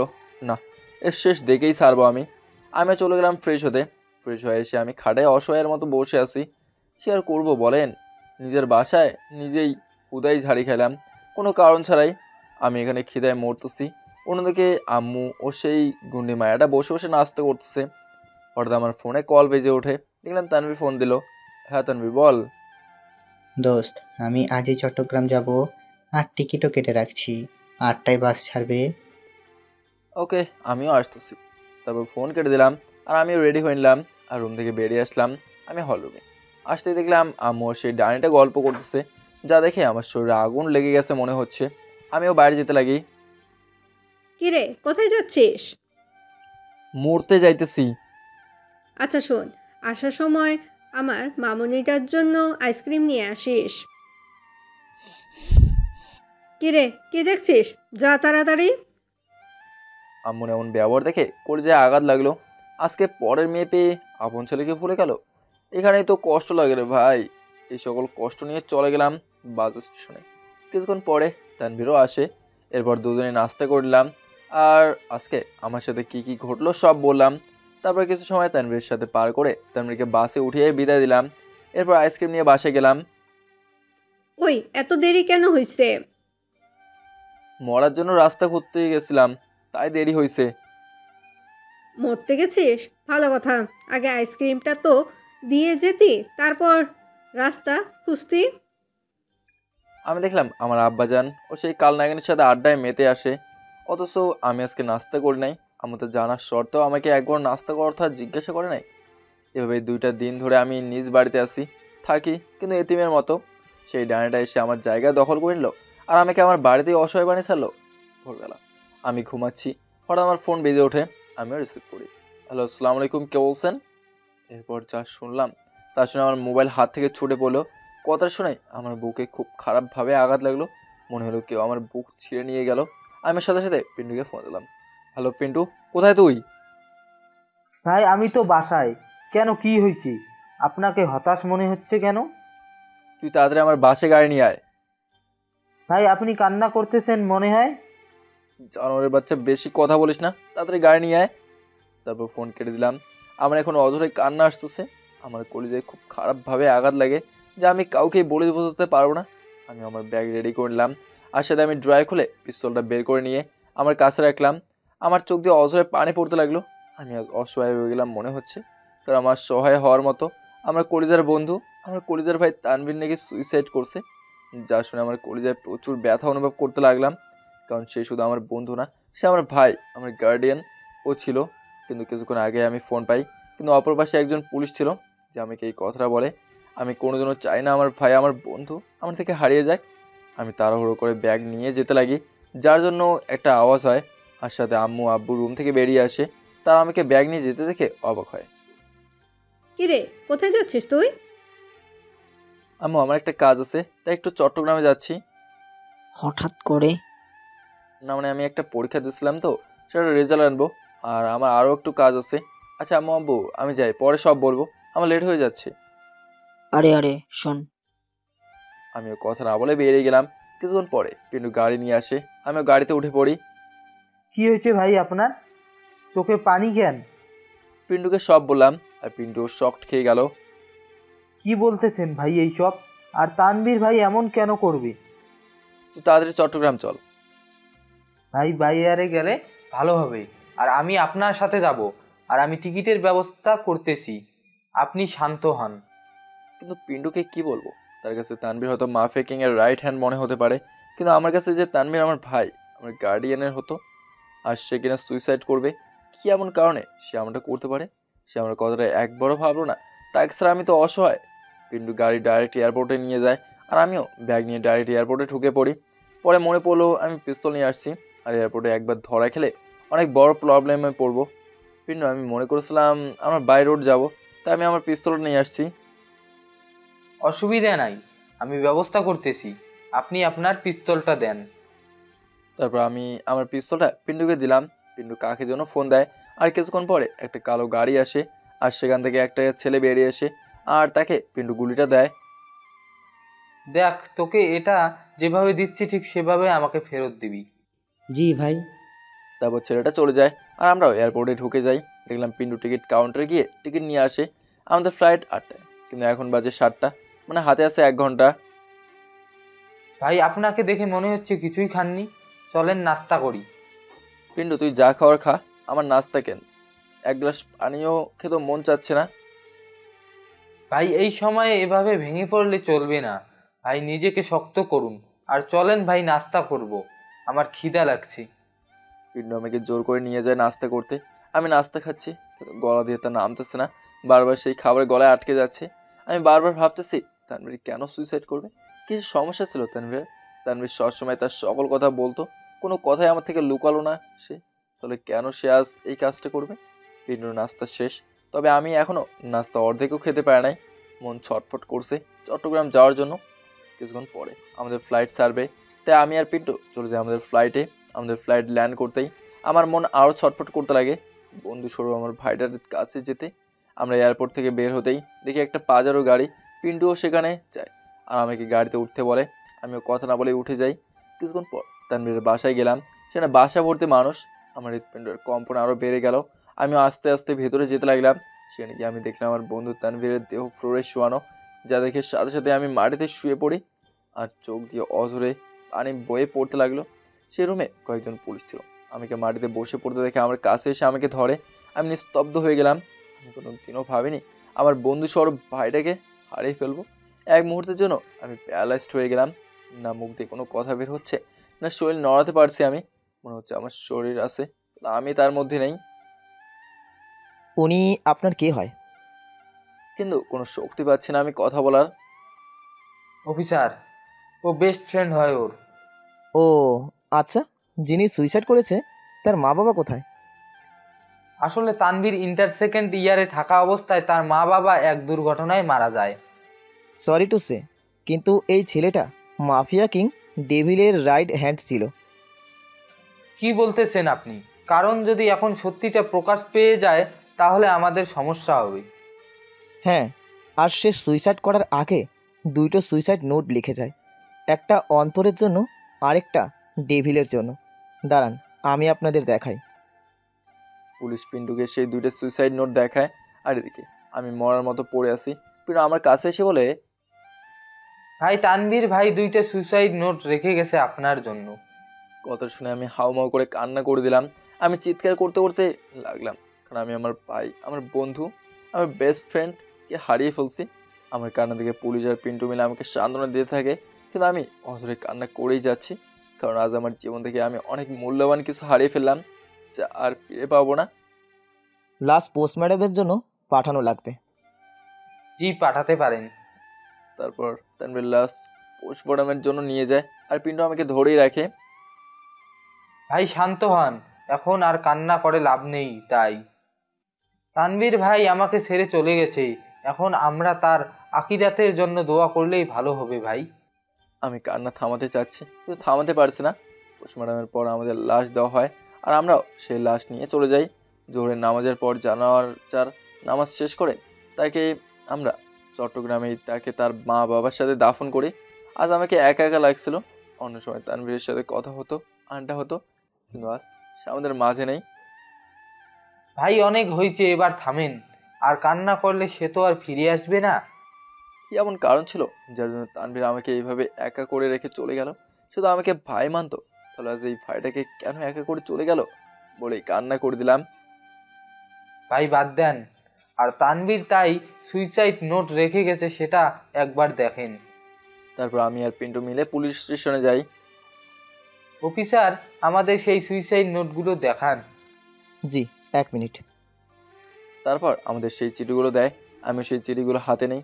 প্রথমে সেই চিঠিটা যেটা ডেভিলের জন্য রেখে গেছে, চিঠিটা পড়ে আমি প্রায় অবাক হয়ে গেলাম। চিঠিতে লেখা ছিল, ডেভিল, আমি জানি এই চিঠিটা আপনি ঠিকই পাবেন, কিন্তু তখন হয়তো আমি বেঁচে থাকবো না। আমি জানি আমার মৃত্যুতে আপনি অনেক কষ্ট পাবেন। জানতে চাইবেন আমি কেন এই সুসাইডের রাস্তাটা বেছে নিলাম। আসলে আমি আপনার ভরসার সুযোগে সদ্ব্যবহার করেছি। বলতে গেলে আপনার সাথে বেইমানি করলাম আমিও এই কাজের জন্য অনুতপ্ত। তাই আমিও নিজেকে শেষ করে নিজের ভুলের প্রায়শ্চিত্ত করলাম। এই চিঠিটা পড়ে আমি প্রায় অবাকই হয়ে গেলাম। কেন অবাক হলাম সেটা পরে বলতেছি। আমিও দ্বিতীয় চিঠিটা পড়ে তো চোখ কপালে উঠে গেল, কারণ চিঠিটা লেখা ছিল, অন্তর আমার বেষ্টু, আমি জানি এই চিঠিটা পাওয়ার পর তুই অনেক রেগে যাবি আর আমাকে ঘৃণা করতে লাগবি, কিন্তু কিছু করার নেই। আমি অনেক বড় একটা ভুল করেছি দোস্ত। তোকে একটা সত্যি কথা বলি নাই, অনেক দিন ধরেই তুই ডেভিল নামে মাফিয়া কিং এর কথা শুনে আসছিস, আর সেই মাফিয়া কিং এর রাইট হ্যান্ড আমি। হ্যাঁ, আমি সেই মাফিয়া কিং ডেভিলের রাইট হ্যান্ড। আমি জানি তুই এই সব ঝামেলা পছন্দ করিস না, তাই আমিও তোকে এই কথা বলি নাই, কিন্তু খুব বড় একটা ভুল করে বসে আছি আমি, যার জন্য ডেভিল আমাকে খুব খারাপভাবে মারতে পারে। তাই তার হাতে মরার চেয়ে নিজেই জান দিয়ে দিলাম। আমাকে ক্ষমা করে দিস দোস্ত। ইতি, তোর এক্স বেষ্টু তানবীর। এই চিঠিটা আর আগের চিঠিটা পড়ে আমি অনেক অনেক অবাক হলাম। তবে মনে করেছিলাম প্রথম চিঠিটাই আমাকে অবাক করলো, কিন্তু না, দ্বিতীয় চিঠিটা আমাকে আরও বেশি অবাক করলো। তাই কেন আপনারাই বুঝছেন। তানবীর তো জানেই আমি ডেভিল, তাহলে সে আমাকে এভাবে কেন বললো? আমি তাকে ঘৃণা করব বা তার উপর রেগে যাব? আমি সত্যি অবাক না হয়ে পারলাম না। জি, আপনি কি ভাবছেন? কিছু না অফিসার। আচ্ছা, তবে ওনার রুম থেকে আমরা আরও কিছু জিনিস পাই। আই থিঙ্ক আপনাকে এইগুলো দেখা দরকার। তারপর আমাদের টেবিলে একটা ট্রে রাখা হয়, যেখানে ছিল তানবীরের ফোন, ওয়ালেট, রিং, চাবি আর একটা ঘড়ি। ঘড়িটা দেখে আমি প্রায় অবাক হয়েই গেলাম, কারণ এই ঘড়িটা তানবীরের না। কারণ আমি তানবীরকে একটা ঘড়ি দিয়েছিলাম, সেটাইও পড়তো, আর ঘড়িটার রং ছিল কালো। কিন্তু আমার সামনে যে হাতের ঘড়িটা আছে তা হলো গোল্ডেন কালারের। আর সবচেয়ে অবাক করার বিষয় হলো এই ঘড়িটা একজনের হাতে দেখেছিলাম। তারপর সেই জিনিসগুলো দেখে আমরা পুলিশ স্টেশন থেকে চলে আসলাম আর শুধু তানবীরের কবরের কাছে গেলাম। সেখানে আমি আমার বন্ধুর কবরের পাশে বসে পড়লাম আর চোখ দিয়ে অঝরে পানি ঝরতে লাগলো। আসলে সে তো শুধু আমার বন্ধু না, সে তো আমার ভাই, যার সাথে রক্তের সম্পর্ক না হলেও তার থেকে বেশি গভীর সম্পর্ক আমার। হাসি ঠাট্টায় মজা মস্তিতে মেতে থাকতাম আমরা দুজনেই, একে অপরের সাথে সুপার গ্লুর মতো চিপকে থাকতাম আমরা দুজনে। আর আজ সে আমাকে একা করে চলে গেল না ফেরার দেশে।